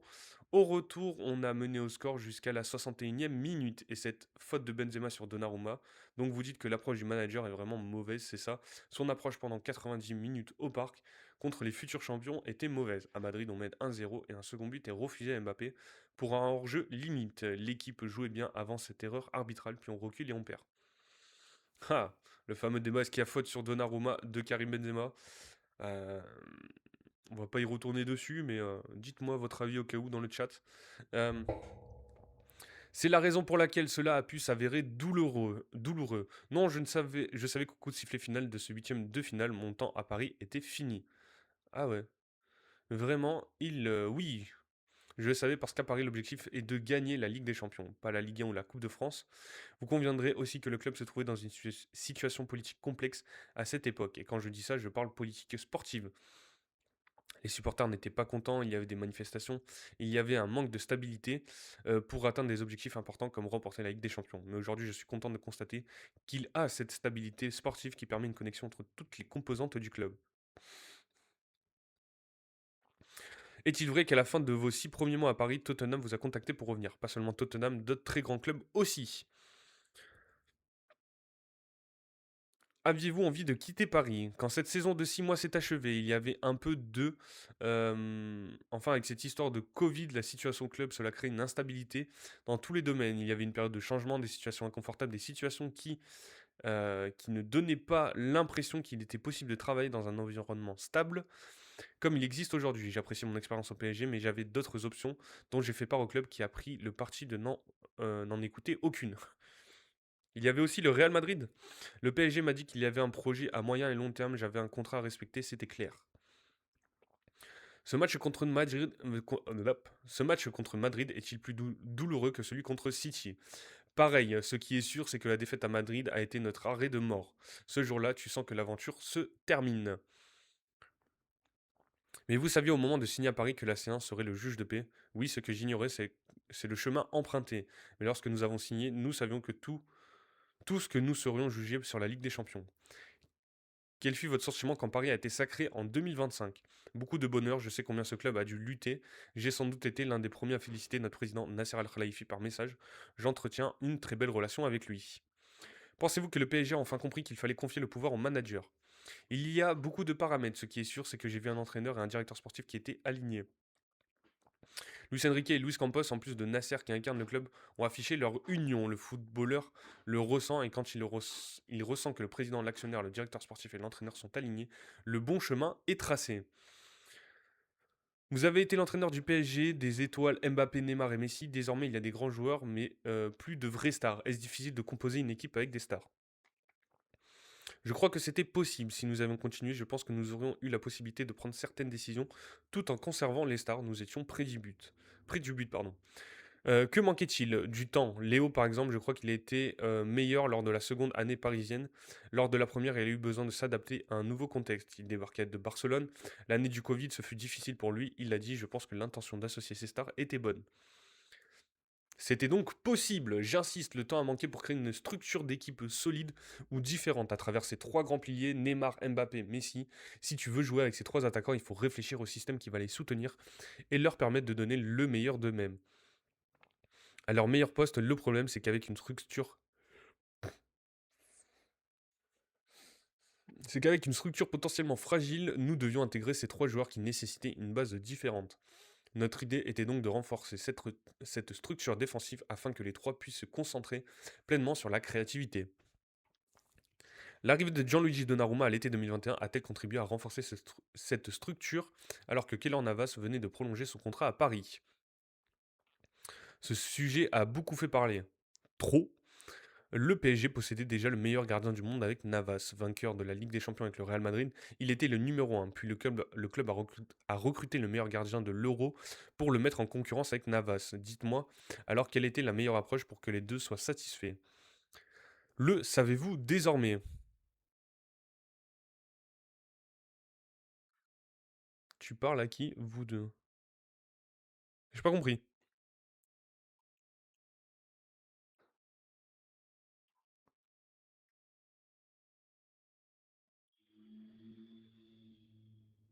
Ok. Le savez-vous désormais? Notre manière de faire a été la plus correcte. Gianluigi Buffon a dit d'ailleurs qu'il était d'accord avec ce management. C'était difficile. Oui, parce que quand l'un jouait, l'autre tirait la tronche. Normal, mais il fallait partager les temps de jeu. En réalité, il était impossible d'être juste car les deux étaient très bons et cela divisait le vestiaire. Une partie estimait que Navas était le meilleur, une autre pensait que c'était Didio.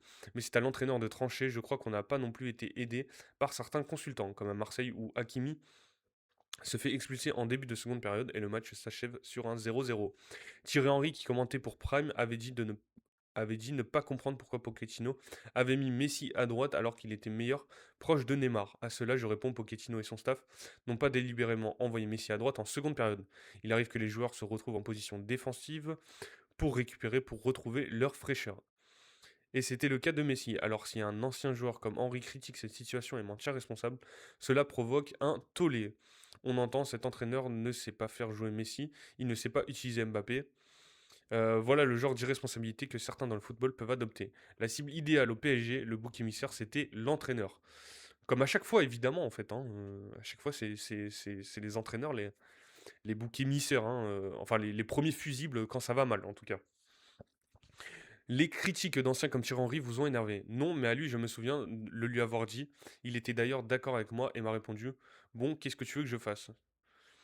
Non, pas qu'est-ce que tu veux que je fasse, ne dis pas de contre-vérité, c'est tout. Ce sont parfois ces choses-là qui me blessent le plus. Quand on signe au PSG, c'est parce qu'on a un parcours derrière nous. Ce n'est pas pour me faire un cadeau. Personne ne te fait de cadeau dans le football. Moi, qu'on me dise que je suis laid, gros ou je ne sais quoi, je m'en moque. Que l'on mente en revanche, à cette époque, il y a eu beaucoup de manque de respect envers nous. Je le répète, nous avions les connaissances nécessaires pour créer une structure solide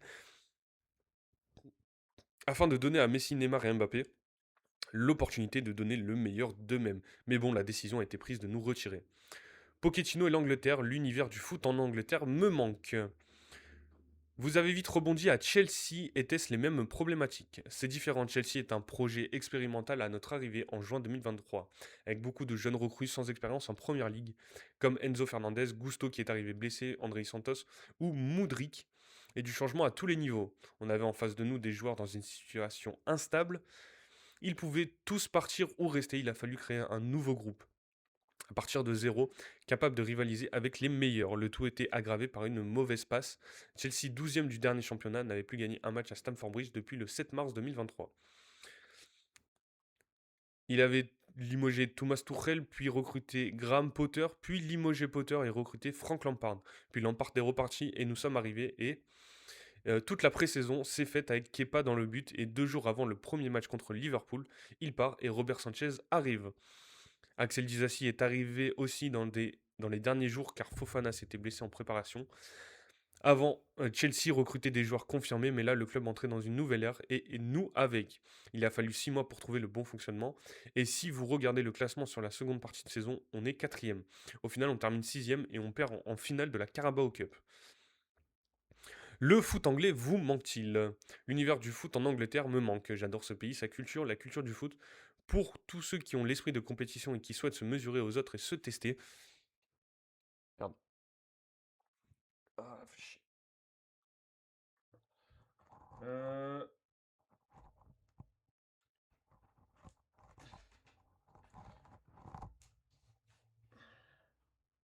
je reviens tout de suite, les amis. Hop, voilà, on me voit un peu plus en zoom. Euh, donc, le foot anglais vous manque-t-il? L'univers du foot en Angleterre me manque. J'adore ce pays, sa culture. La culture du foot pour tous ceux qui ont l'esprit de compétition et qui souhaitent se mesurer aux autres et se tester. C'est l'endroit idéal. Ici, il faut donner le meilleur de soi-même en permanence. Sur les 10 dernières saisons, vous avez travaillé avec un président exécutif à l'ancienne, Daniel Levy à Tottenham, un club dirigé par un État à Paris, un fonds d'investissement à Chelsea, et vous voilà sélectionneur du pays le plus puissant au monde. Où la pression est-elle la plus forte?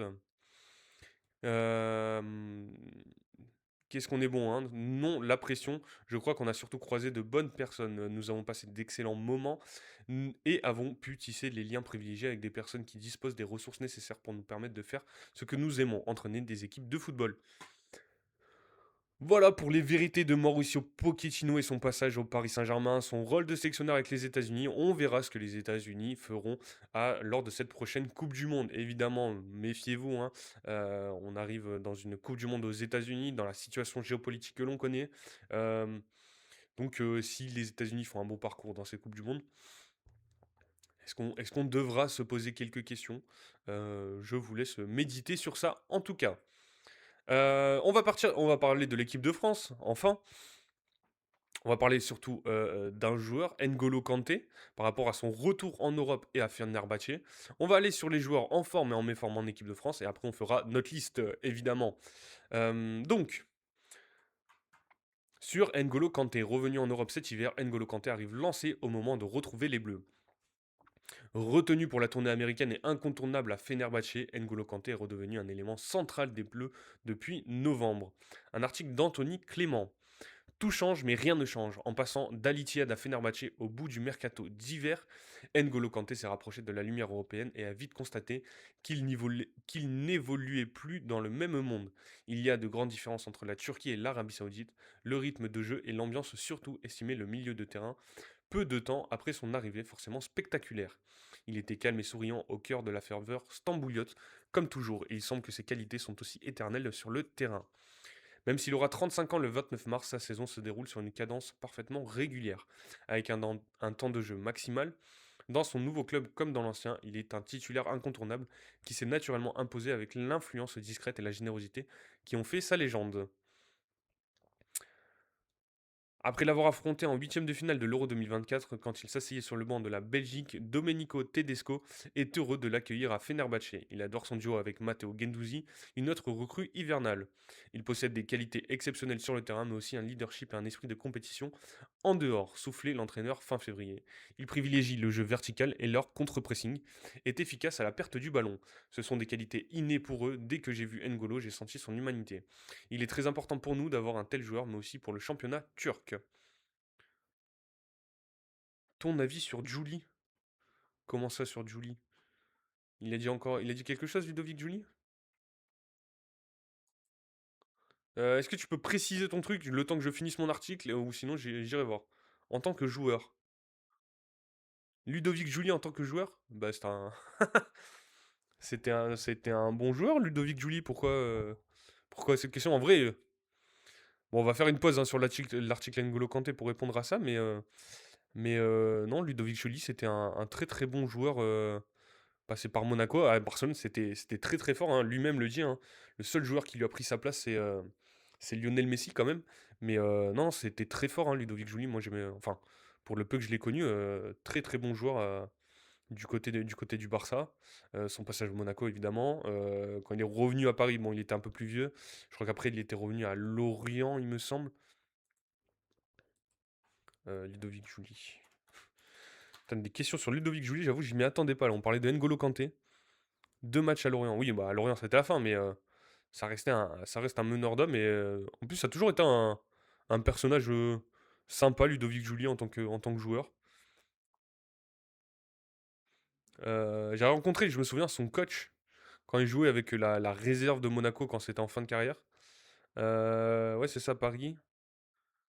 Il fait Paris, Monaco, Paris, FC Lorient, Monaco. Ouais, ouais, ouais. Ok, la Roma aussi, c'est vrai qu'il est passé par la Roma. Non, c'était un très très bon joueur, Ludovic Joly, j'aimais beaucoup. Euh, bon, ça restera pas une légende de l'équipe de France ou du foot, mais ouais, top joueur. Il a 17 sélections, 3 buts. Mais ouais, top top joueur. En tout cas, merci pour le follow, ça fait extrêmement plaisir. Il a flirté avec Estelle Denis apparemment. C'est bien drôle en tout cas si. Raison pour laquelle Domenech le prenait plus. C'est vrai ça? Franchement, j'étais un peu jeune hein, pour cette époque Domenech Julie. Du coup, j'ai pas forcément les infos. Lui et Petit ont connu Estelle. Ouais, non, mais c'est possible. De toute façon, tout le monde se connaît dans le milieu du foot. Mais, euh, mais écoutez, ça m'étonnerait pas. Hein, ça a l'air d'être un peu le charmeur invétéré, Ludovic Julie. Ils se sont connus intimement. Écoute, moi, je suis au courant de rien, mais en tout cas, c'est drôle. Bah, c'est dommage de, de niquer une carrière pour ça, mais bon, en tout cas, c'est assez drôle. Voilà, bon, si on peut retourner sur le présent quand même, hein, mais je pense qu'en tant que consultant, Ludovic Julie, il est pas mal. Deux, trois fois, je l'ai entendu, il est plutôt intéressant, je trouve. Mais je crois qu'il aime pas trop forcément ça. Alors, sur N'Golo Kanté, donc son objectif c'est de gagner le championnat turc. Alors que l'objectif est de le remporter, Fenerbahçe a un peu patiné et se retrouve deuxième à 4 points de Galatasaray et avec un match en plus. Après la défaite contre le dernier Karagümrük, les tribunes étaient clairsemées et boudeuses face à Gaziantep. Mais Kanté a marqué d'une frappe légèrement déviée par un défenseur et a pu sereinement basculer vers la trêve internationale. Deschamps voit surtout les avantages de l'expérience. Pendant 10 mois en 2025, ces trêves lui donnaient l'occasion de récupérer, puisque Didier Deschamps tenait à régénérer son groupe. Mais le sélectionneur ne l'a pas oublié. En novembre, quand Adrien Rabiot et Aurélien Tchouameni étaient absents, Kanté est réapparu un an après sa dernière sélection, et sa prestation contre l'Ukraine a encore suggéré que le temps avait peu de prise sur son rendement. Le voici donc de retour en mars. Rabiot et Chouameni sont revenus, mais son statut est solide. Il était là en novembre, vous l'avez éliminé, a ironisé Deschamps à l'annonce de la liste. Et il n'a pas hésité avant de le convoquer depuis qu'il l'a rappelé en juin 2024. Après 2 ans d'interruption, le sélectionneur n'a jamais perdu de vue le champion du monde 2018. Évoluer en Arabie Saoudite n'était pas un handicap aux yeux du staff des Bleus qui a pu observer que Kanté tenait avec la même facilité le rythme turc. Lors de l'Euro 2024, il avait décliné au cours de la compétition, mais ce n'est pas non plus rédhibitoire dans l'esprit de Deschamps, qui voit surtout les avantages de l'expérience. Très respecté de ses partenaires, Kanté, 65 sélections, 2 buts, n'a pas besoin de parler beaucoup pour diffuser de bonnes ondes et il accepte d'être remplaçant sans scier. Il avait quand même débuté tous les matchs de l'Euro, mais les Bleus jouent désormais avec seulement deux milieux dans un 4-2-3-1. Et la concurrence est rude, comme son rôle est toujours important. Il faut toutefois s'attendre à le voir sur le terrain lors de cette semaine américaine.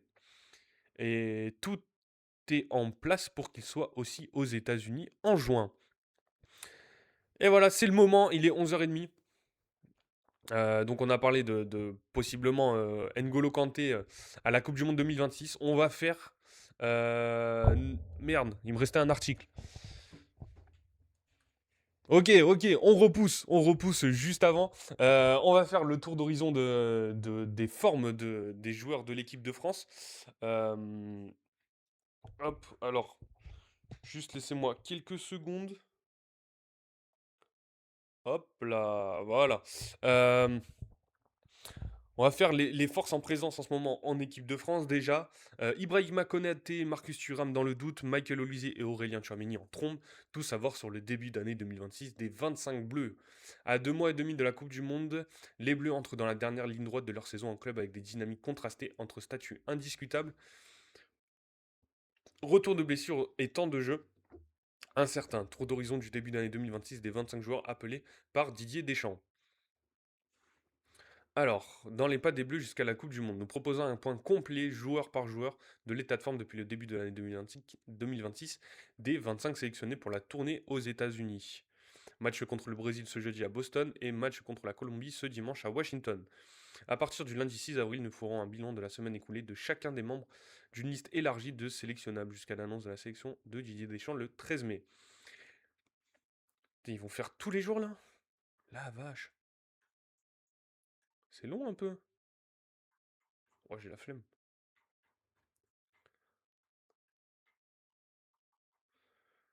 Alors, 1260 minutes de jeu en 2026, toutes compétitions confondues. Mike Maignan, hein. Alors que son départ était dans l'air, Mike Maignan a prolongé son contrat. Bon, honnêtement, je vous avoue que là, j'ai pas forcément envie de me faire joueur par joueur pour le coup. Je pensais que ça allait être plus global. Là, pour le coup, joueur par joueur, ça m'intéresse pas forcément du coup. Donc, on va faire directement notre liste. Donc, c'est le moment en fait de faire la liste des 26 de l'équipe de France pour la Coupe du Monde. Donc, je suis Didier Deschamps, j'incarne Didier Deschamps. Et donc, je vais vous donner mes 26 joueurs pour la Coupe du Monde 2026. Alors, au cage, en tant que titulaire, évidemment, ça sera Mike Maignan. Pour moi, le gardien numéro 2 de l'équipe de France, même s'il est en difficulté au Paris Saint-Germain, je garderai Lucas Chevalier. Je pense que c'est un très bon gardien. Robert Visser, c'est encore un peu jeune. Guillaume Rest aussi. Butez, bonne saison à Com, mais pas dans les plans. Et après, Alphonse Areola, c'est un peu moins en vue récemment à West Ham. Donc je garderai Lucas Chevalier et Brice Samba pour nos gardiens. Alors je dois sélectionner 9 défenseurs. Alors déjà, pour nos défenseurs centraux, la charnière centrale sera pour moi, évidemment, William Saliba, Dayo ou Pamecano. Pour avoir des backups, je garderai Ibrahima Konaté, même si c'est très en difficulté en ce moment, Ibrahima Konaté, je le garderai parce que je pense qu'on n'a pas forcément mieux. On nous propose Luc Badé du Bayer Leverkusen, il est pas mal blessé cette saison, donc je ne l'appellerai pas forcément pour les, pour la Coupe du Monde. Sacha Boey, c'est du latéral, on en parlera juste après. Jonathan Klaus, on en parlera. Bafodé Diakité à Bournemouth, qui fait une bonne saison, mais lui aussi, je crois qu'il est pas mal blessé. Et il n'a jamais encore été appelé en équipe de France, donc ça serait une énorme surprise qu'il soit là. On a le choix, on a Wesley Fofana, donc Lucas Digne latéral, Malo Gusto latéral. On a Wesley Fofana, intéressant comme choix. On a Lucas Hernandez aussi. Qui est-ce qu'on a? Ouais, alors Pierre Kaloulou, c'est plutôt du latéral. On a Maxence Lacroix, du coup, qui a été appelé avec Didier Deschamps. On a Nordi Mukele, qui est plutôt un latéral lui aussi. Benjamin Pavard, Jean-Claire Todibo. Et après, Lenny Yoro. Donc Lenny Yoro, déjà, je pense que je ne l'appellerai pas. Jean-Claire Todibo, compliqué. Donc, mon choix se porterait plutôt entre Wesley Fofana ou Lucas Hernandez. Et je pense que j'appellerai ou Benjamin Pavard. Ouais, ouais, ouais, mais il nous faut un gaucher. Et donc, je pense que je prendrai Lucas Hernandez. Sur mes latéraux, évidemment, Jules Koundé à droite. Je pense qu'il n'y a pas trop de questions. À gauche, pour moi, le titulaire en équipe de France, même s'il est un peu bancal de temps en temps, je garderai Lucas Digne pour sa première compétition, il me semble, avec l'équipe de France. En backup, ils ont même pas mis Mathieu Hudol. Ils nous ont proposé des joueurs, mais pas Mathieu Hudol. Je trouve ça assez fou quand même. Donc, sur le backup de Jules Condé, je pense qu'on reste sur Malo Gusto qui fait une très très bonne saison du côté de Chelsea. Et après, du coup, il n'y a pas de Mathieu Hudol. J'irai sur forcément Théo Hernandez. Quant à Merlin, pour moi, c'est pas au niveau Castello Keba, c'est pas au niveau de l'équipe de France. Nordi Mukiele, ça pourrait être intéressant, mais c'est plutôt à droite, donc à gauche, on n'a pas forcément de choix. Jonathan Klaus, non. Sacha Boé, non plus. Il a fait qu'une demi-saison. Loïc Baudet, pas mal blessé. Benjamin Pavard, je pourrais appeler Benjamin Pavard à droite, mais bon, il a trop de concus. Donc voilà, donc un neuvième défenseur. Je vois pas pourquoi il nous demande de mettre un neuvième défenseur. Mais du coup, si je devais choisir parmi tous les joueurs qu'il me reste, j'irais sur un. Putain, Benjamin Pavard, il fait vraiment une mauvaise saison. Donc est-ce qu'on le garde parmi nos 26? Lenny Yoro, c'est trop jeune. Dites-moi qui je prendrais en neuvième défenseur. Mais je dirais peut-être Pierre Kaloulou qui fait plutôt une bonne saison du côté de la Juve, qui est assez grand, il me semble, donc qui peut jouer en défense centrale. Donc j'irai peut-être sur Pierre Kaloulou.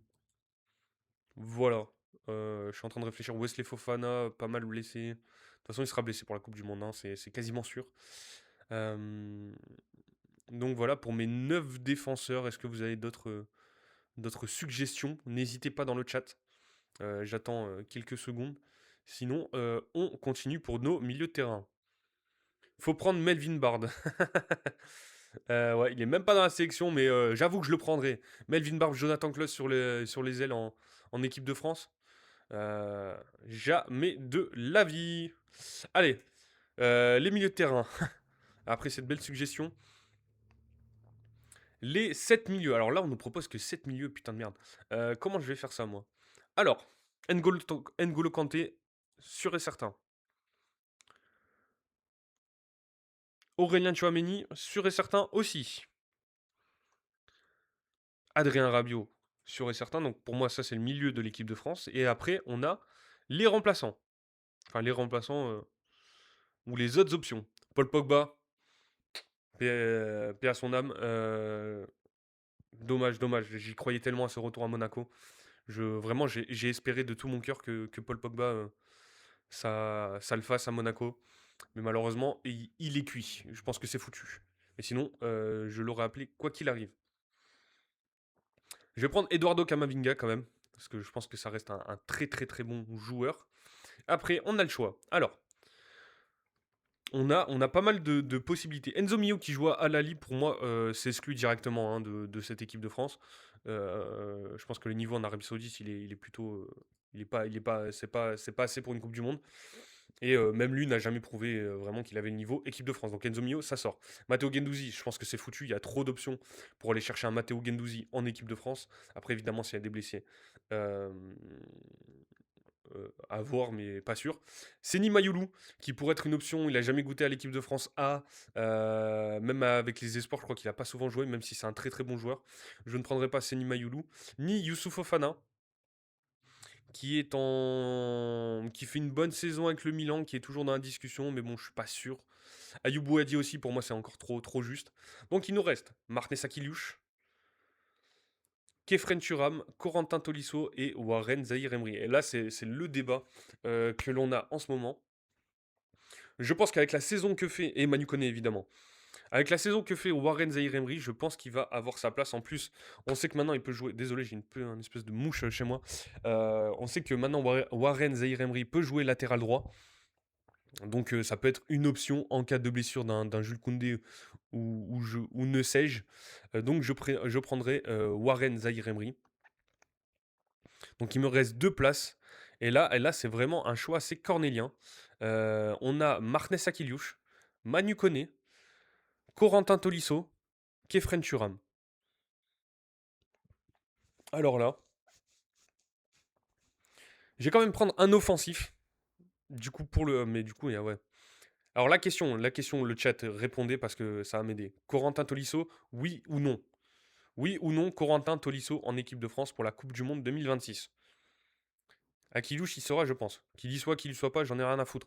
Enfin, si, ça serait bien qu'il y soit en vrai, mais là, c'est nous qui choisissons. C'est la communauté Atric qui choisit sa liste de 26. Martinez Akiliouche, Manu Koné, Kefren Turam, Corentin Tolisso. On a deux places pour quatre joueurs. Moi, je partirai sur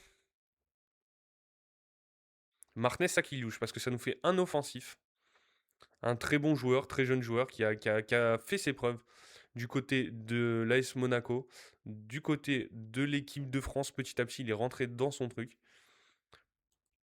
Donc je prendrai Martinez Sakilouche. Après, Kefren Turam, pour le peu qu'on l'a vu, ça n'a pas été incroyable. Manu Koné, ça a été très bon.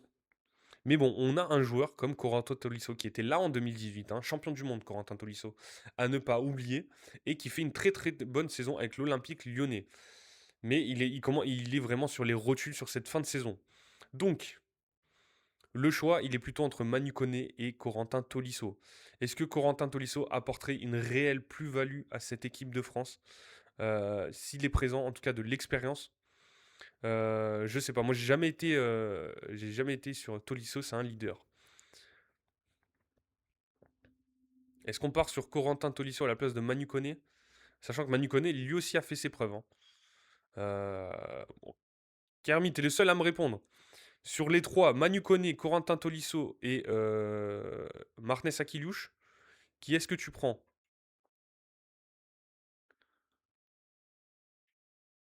T'as deux places pour trois. Allez, Kermit, faut donner une réponse. Faut donner une réponse. Est-ce qu'on sort Manu Koné pour Corentin Tolisso? Manu est fort, il aurait une meilleure cohésion d'équipe que Tolisso. Je pense que le choix est fait. J'étais plus sur Manu Koné. Si tu m'aurais dit Tolisso, j'aurais encore hésité. Mais j'irai sur Manu Koné et je pense que Corentin Tolisso ne sera plus en équipe de France. On valide donc nos 7 milieux de terrain: Martinez Akilouche, Eduardo Camavinga, N'Golo Kanté, Manu Koné, Adrien Rabiot, Aurélien Tchouameni et Warren Zahir Emery. Après, évidemment, hein, sur les 7, il y aura sûrement un blessé, hein, c'est quasiment annoncé. Donc on verra qui on appellera. Et pour nos attaquants, alors là aussi l'attaque, bon chance pour les faire. Bon, Olivier Giroud, foutu. Karim Benzema, foutu. On va... Oh, Antoine Griezmann, mon ami. Alors, Kylian Mbappé, capitaine de l'équipe de France, sera là. Michael Olise. Je ne ferai pas de liste sans Michael Olise. Donc j'en ai deux, il m'en faut 7. Qui est-ce qu'on appelle? Désolé pour la cam. Hop. Et ça y est, je suis de nouveau à l'envers. Je suis à l'envers là? Ouais. Ah, putain.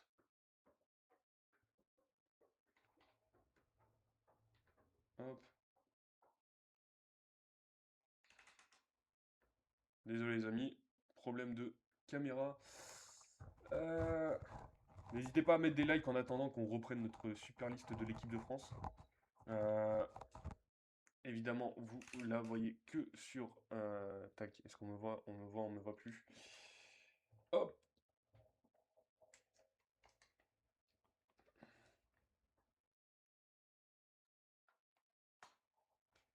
hop. Voilà, normalement c'est bon. Ok. On est de retour.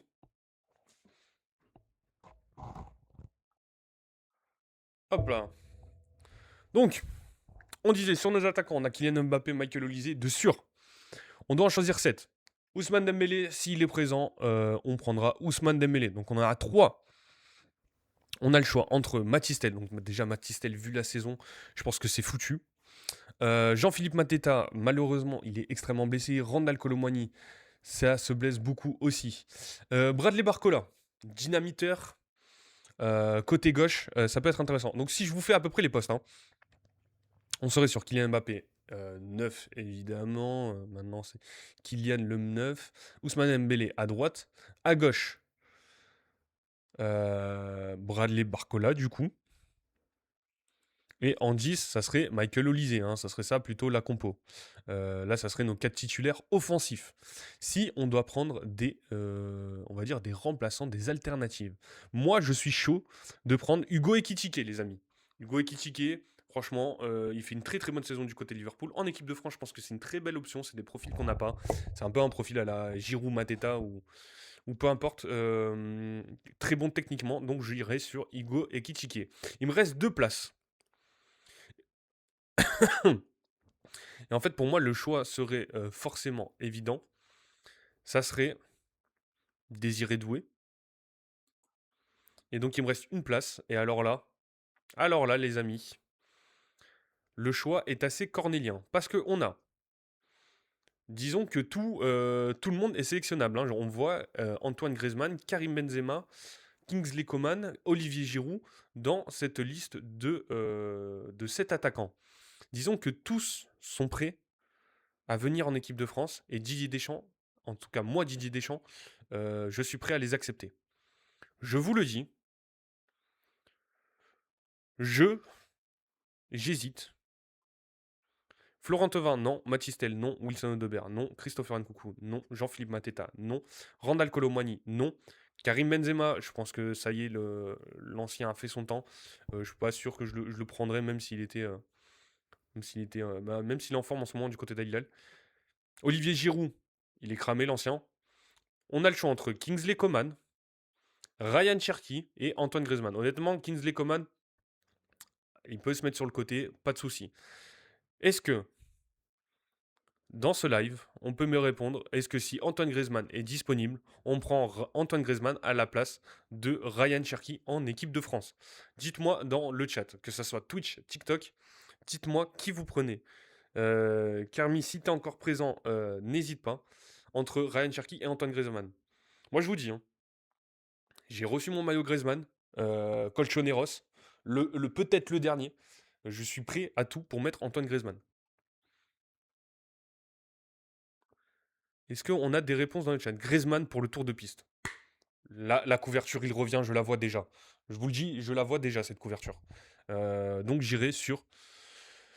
Après, ça m'ennuie hein, de sacrifier Ryan Cherky. Après, qu'est-ce qu'on pourrait faire? Le truc, c'est qu'en numéro 9, en option de numéro 9 comme ça, Hugo Ekitike, c'est parfait, je trouve.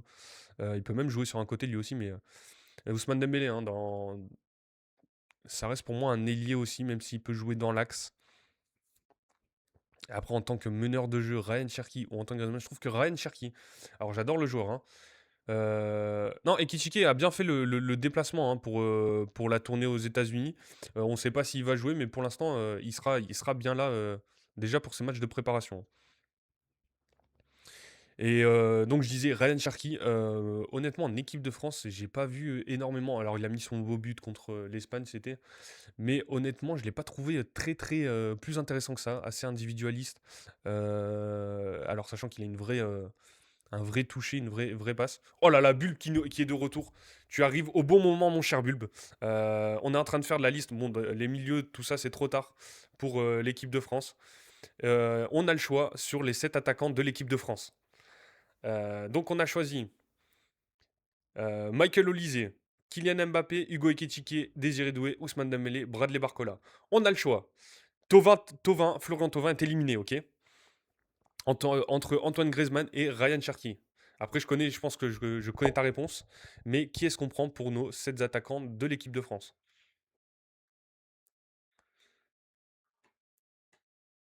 Est-ce que si Griezmann revient, la fameuse couverture il revient, on prend Antoine Griezmann? Bulb, c'est ton moment. C'est toi le décideur. Griezmann 100 fois. Donc voilà, on a nos 100. On a notre liste pour l'équipe de France. Alors, pour ceux qui souhaitent voir ma sélection, je la répète, les amis. Dites-moi si vous êtes d'accord ou non. Bulbe, tu es présent. On sait que tu as des avis tranchés. Au cage, Brice Samba, Lucas Chevalier, Mike Maignan. En défenseur, on a pris Lucas Digne, Jules Koundé, Malo Gusto, Théo Hernandez, Lucas Hernandez, Pierre Kaloulou, Ibrahima Konaté, William Saliba et Dayo Upamecano.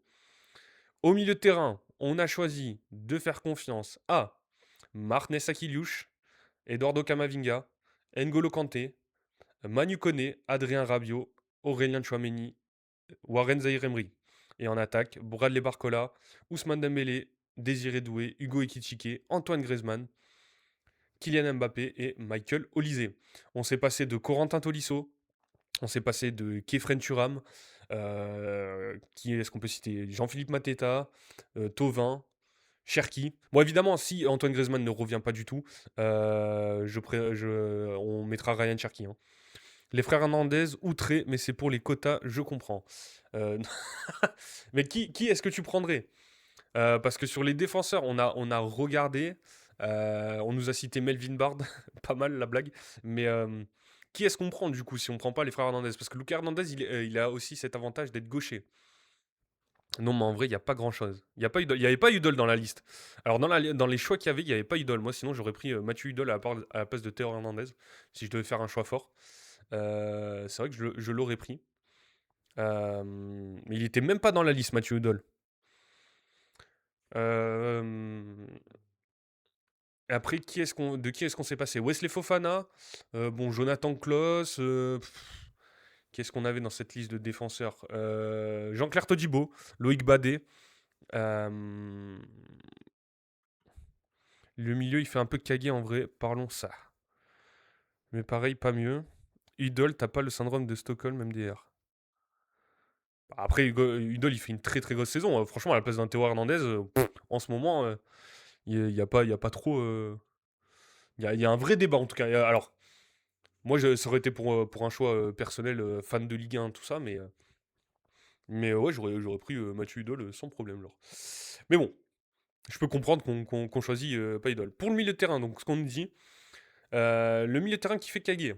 Après, on a quand même des. Aurélien Tchouameni, c'est très bon en ce moment avec le Real, je trouve. Adrien Rabiot avec le Milan AC, c'est très très bon aussi. Et après, N'Golo Kanté.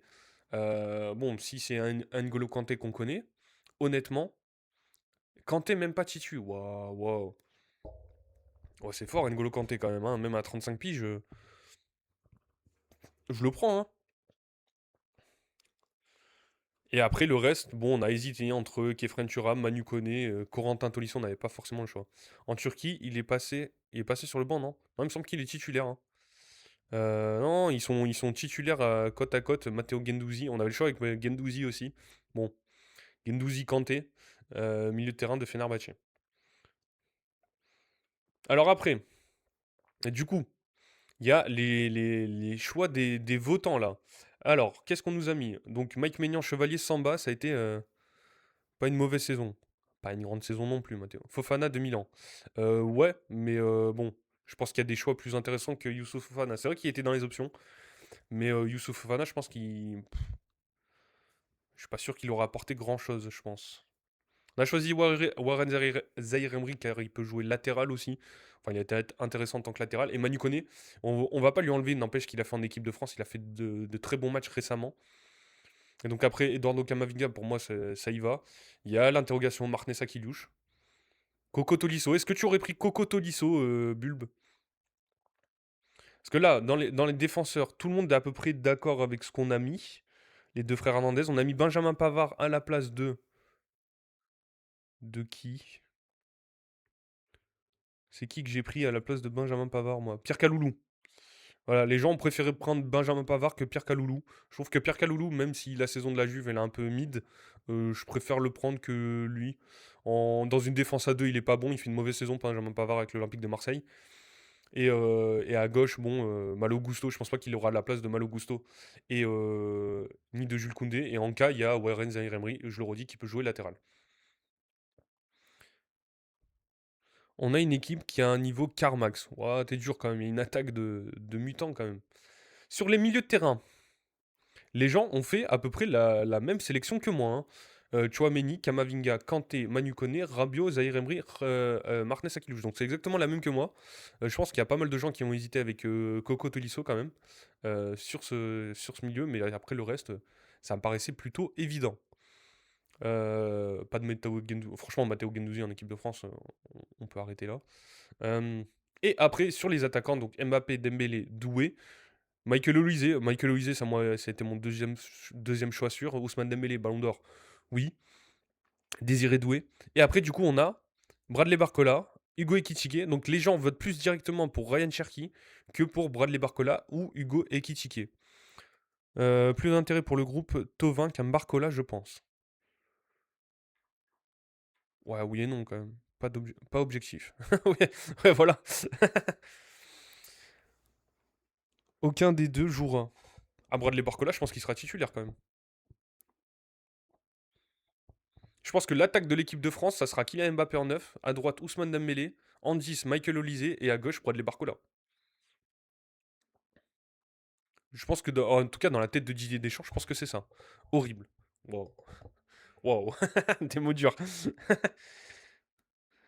Ouais. Après, donc je le répète, on avait le choix. On avait des Tovin. Bon, Mateta, il a été appelé parce qu'il y avait quand même beaucoup d'absents en équipe de France. Donc voilà. Euh, Voilà, je pense que les gens sont plutôt d'accord. Ryan Cherki, c'est le vrai débat. Est-ce qu'il est vraiment. Parce que pour le coup, en équipe de France, il n'a pas fait des grands matchs non plus, Ryan Cherki. Même s'il fait des bons matchs à City, il n'est pas forcément titulaire. Euh, Et voilà, je pense que si on l'appelle, c'est plutôt pour jouer en 10, mais en 10, est-ce qu'on met Michael Olise ou est-ce que alors Didier Deschamps joue avec trois milieux de terrain 3-8 quoi, on va dire. Donc voilà. Et honnêtement, je le redis, mais je trouve que les matchs de Ryan Cherki en équipe de France, ils n'ont pas été fous quand même. Donc voilà pour cette équipe de France. N'hésitez pas à la faire sur le site de l'équipe, hein, la sélection de vos 26, si vous voulez. Est-ce que je peux partager le lien dans les commentaires? Non, j'ai pas l'impression. Ouais, sur le live Twitch, je crois que j'ai pu la partager, mais bon, voilà. En tout cas, n'hésitez pas à la faire, hein. Vous allez sur le site l'équipe, vous tapez faites les 26 et vous faites votre sélection. Je vais manger bisous, roi TikTok du foot. Merci, Angleterre champion du monde. Bah, bon appétit en tout cas, passe une bonne fin de journée.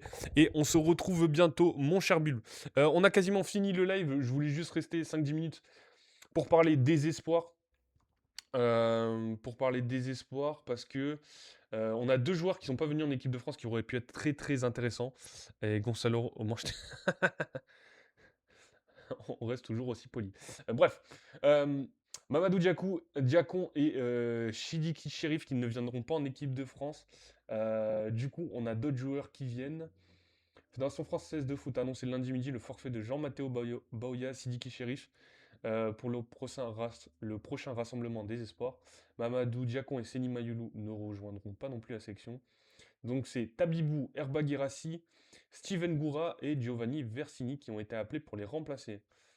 Euh, alors, qu'est-ce que l'on a sur la liste de Gérald Baticle? Je l'ai pas non plus.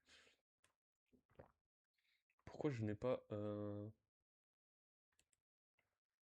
Alors, les choix de Gérald Baticle. On a Ewen Jawen, Guillaume Rest, Robin Risser. Défenseur, j'ai Noël Bélocian, Ismaël Gagnou, Saël Koumbedi, Christian Mawissa, Noah Sangui, Lenny Yoro, Nathan Zézé. Au milieu de terrain, Valentin Atangana, Ayub Boati, JD Kamvo, Mamadou Koulibaly, Kevin Danois, pas mal, Leslie Goshoku. En attaque, Jean-Matteo Baoya, Simon Boabré, Sidiki Cherif, Mamadou Diakon. Donc du coup, ils étaient bien sélectionnés les deux, Sidiki Cherif et Mamadou Diakon, et Eline Junior, Croupi, Seni Mayoulou et Matistel. Matistel toujours absent, enfin toujours présent, hein. Ouais, c'est plutôt une liste des espoirs très intéressante, donc des deux joueurs qui viendront pas. Donc ils sont remplacés par Tabibou, on a dit, j'ai même plus les noms. Mais en tout cas, ça va être intéressant. Et là, je voulais juste finir ce live, hein, donc on fera des quiz peut-être une prochaine fois, mais sur les maillots de la Coupe du Monde 2026 en images. Alors, c'est des images assez dégueulasses pour le coup, mais en tout cas, il y a tous les maillots qui commencent à sortir pour cette Coupe du Monde. Bon, désolé, j'ai plus de batterie sur la caméra, donc vous ne me verrez pas pour la fin, mais n'hésitez pas à regarder les maillots. Donc, les maillots de l'équipe de France.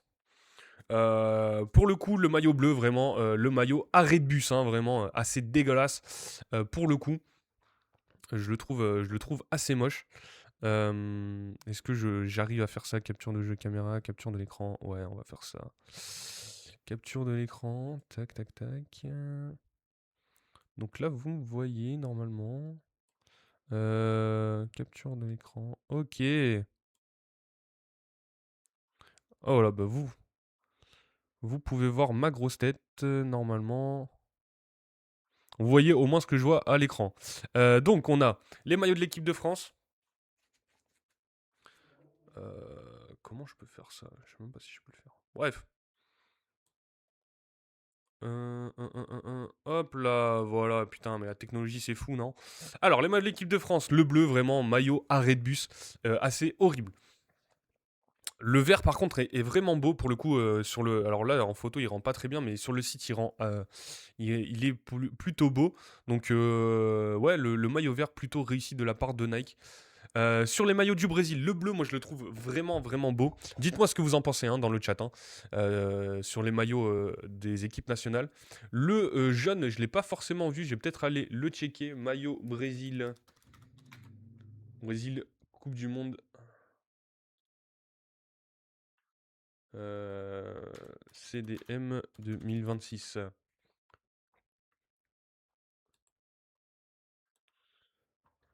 Pas mal, je trouve, moi, le maillot du Brésil. Hein, pour le coup, intéressant. Dommage qu'il n'y a pas de Neymar. Parce que sinon, il aurait pu partir. Le magnifique maillot du Brésil, je trouve plutôt pas mal. Sur les autres maillots, on a les maillots de l'Argentine. Le maillot de l'Argentine, il est pas fou, je trouve. Le maillot extérieur, il a un petit flow, quand même. Je vais pas vous mentir. Il est plutôt pas mal. Mais le maillot de l'Argentine, le domicile, je le trouve pas fou. Le maillot de l'Espagne, voilà, il est là, il fait son truc. Il fait un peu rétro, tout ça. Mais j'aime beaucoup le maillot extérieur, par contre, pour le coup. Un maillot extérieur très, très, très, très, très beau. Le maillot de la Coupe du Monde, avec ce 10 juste en dessous du logo Adidas. Bon, les États-Unis, ils se sont ratés pour le coup. Je le trouve vraiment, les deux maillots, je les trouve vraiment basiques au possible. Les maillots du Maroc. Le maillot du Maroc, ça va, celui-ci. Le rouge et le blanc, plutôt pas mal. Bon, peut mieux faire, je trouve. Le maillot du Sénégal, ils sont pas fous, je trouve. Après, dites-moi votre avis. Le maillot de l'Allemagne, par contre, très très réussi. Surtout le maillot de domicile, hein, une nouvelle fois, très très réussi, les maillots allemands. En général, ils se ratent très peu. Hein. Le maillot extérieur, voilà, il est là. Les maillots anglais, je les trouve pas fous non plus. Euh, voilà, dites-moi ce que vous en pensez, mais je trouve ça pas fou. Portugal, pas fou. Algérie, s'il y a des aides sûres, dites-moi ce que vous en pensez. Le maillot blanc est plutôt beau, le maillot vert, pas convaincu. Le maillot du Canada, pas fou. Le maillot du Mexique, je trouve qu'ils se sont ratés sur le maillot à domicile quand même. Le maillot extérieur est plutôt pas mal, mais le maillot à domicile est pas fou. La Croatie, classique, le damier. Ils ont fait un meilleur damier que précédemment. Donc voilà, ça bouge pas trop. Les éléphants de la Côte d'Ivoire, à revoir quand même. Euh, Pas incroyable. Puma en général, hein, les maillots ils savent pas faire. Les oranges des Pays-Bas. Alors le maillot extérieur est plutôt moche. Le maillot domicile, ça va, je trouve. Même si je le floquerai pas, Virgil van Dijk pour le coup. Mais le maillot à domicile, je le trouve plutôt beau. La Belgique, je le trouverai ici, le rouge quand même. Même si leur logo de la Belgique, il est pas incroyable, je trouve. Hein. Ils pourraient faire mieux. Et le maillot extérieur, il est moche par contre pour le coup. La Colombie, pas fou. La Norvège. Le noir fait très sobre, très stylé. Ça fait très Manchester City aussi pour un Erling Haaland. Plutôt cool, le noir, je trouve. Là, c'est quoi? Non, c'est l'Uruguay, ça? Pour l'Uruguay, ouais. Waouh, ils sont pas fous. L'extérieur, il est plutôt moche. Hein. Le domicile, il faudrait le voir en réellement porté, mais ils ne vendent pas du rêve. Et le Japon qui fait plutôt des bons maillots récemment. Bon, là, ça fait maillot très 2006 quand même. Le bleu. Et après, le maillot extérieur blanc, comme ça, avec des rayures multicolores, je suis pas fan. Honnêtement, si je devais vous faire un top 3, la Norvège, il est plutôt pas mal. Il serait peut-être dans les 3. La Norvège, maillot extérieur. Je mettrais le maillot de l'Allemagne top 1, je pense. Il est vraiment incroyable, le maillot de l'Allemagne. Euh, le maillot de l'Espagne, top 2. Top 1, Allemagne domicile. Top 2, Espagne extérieur. Top trois Norvège, je pense. Et après, si on peut rajouter en 5. Non, le maillot de la France, il est beau, mais je sais pas si ça vaut du top 3. Top 4, l'équipe de France. Et top 5, le Brésil domicile. Et allez, petite dédicace au sixième homme, le sixième maillot de Jordan en plus. Petit logo de Jordan pour le Brésil, j'aime beaucoup. Voilà. Dites-moi ce que vous en pensez, dites-moi quel est votre maillot préféré, sinon on s'en tamponne, c'était juste histoire de finir le live. En tout cas, merci à tous d'avoir été présents, merci à Bull, merci à Lisa Marie, Gilles Decos, Carmi pour le follow aussi, Gonzalo Ramos qui était présent, le vrai, hein, c'est le vrai joueur, hein, les amis qui étaient bien là. Dwight aussi qui était présent au début, merci à Thomas Sorar, X Sorar, pardon. Sur le live Twitch d'avoir été présent, d'avoir ramené quelques viewers. Ça fait extrêmement plaisir. N'hésitez pas à venir me follow sur Twitch, sur TikTok, YouTube, la chaîne YouTube évidemment. L'émission Farmer Streak normalement arrive demain si je me suis bien organisé. Sinon, si elle n'est pas là, c'est pas très grave, hein, juste avant la trêve comme ça. C'était pas une grande journée une nouvelle fois de Ligue 1. Mais en tout cas, merci à tous d'avoir été présents. On se retrouve évidemment demain 10h midi pour discuter de l'actualité football. On parlera de la Ligue des Champions féminine. On parlera d'autres choses, des maillots, enfin des équipes internationales. Donc voilà, on pourra en discuter. En tout cas, merci à tous. Je vous souhaite une bonne fin de journée, un bon appétit, une bonne semaine. Et on se retrouve demain. Les plateformes de podcast aussi. N'hésitez pas à aller voir les plateformes de podcast si vous préférez nous écouter que vous êtes dans les transports en commun. Donc merci à tous. On se retrouve demain matin, 10h midi, en live sur TikTok et Twitch. Ciao les amis.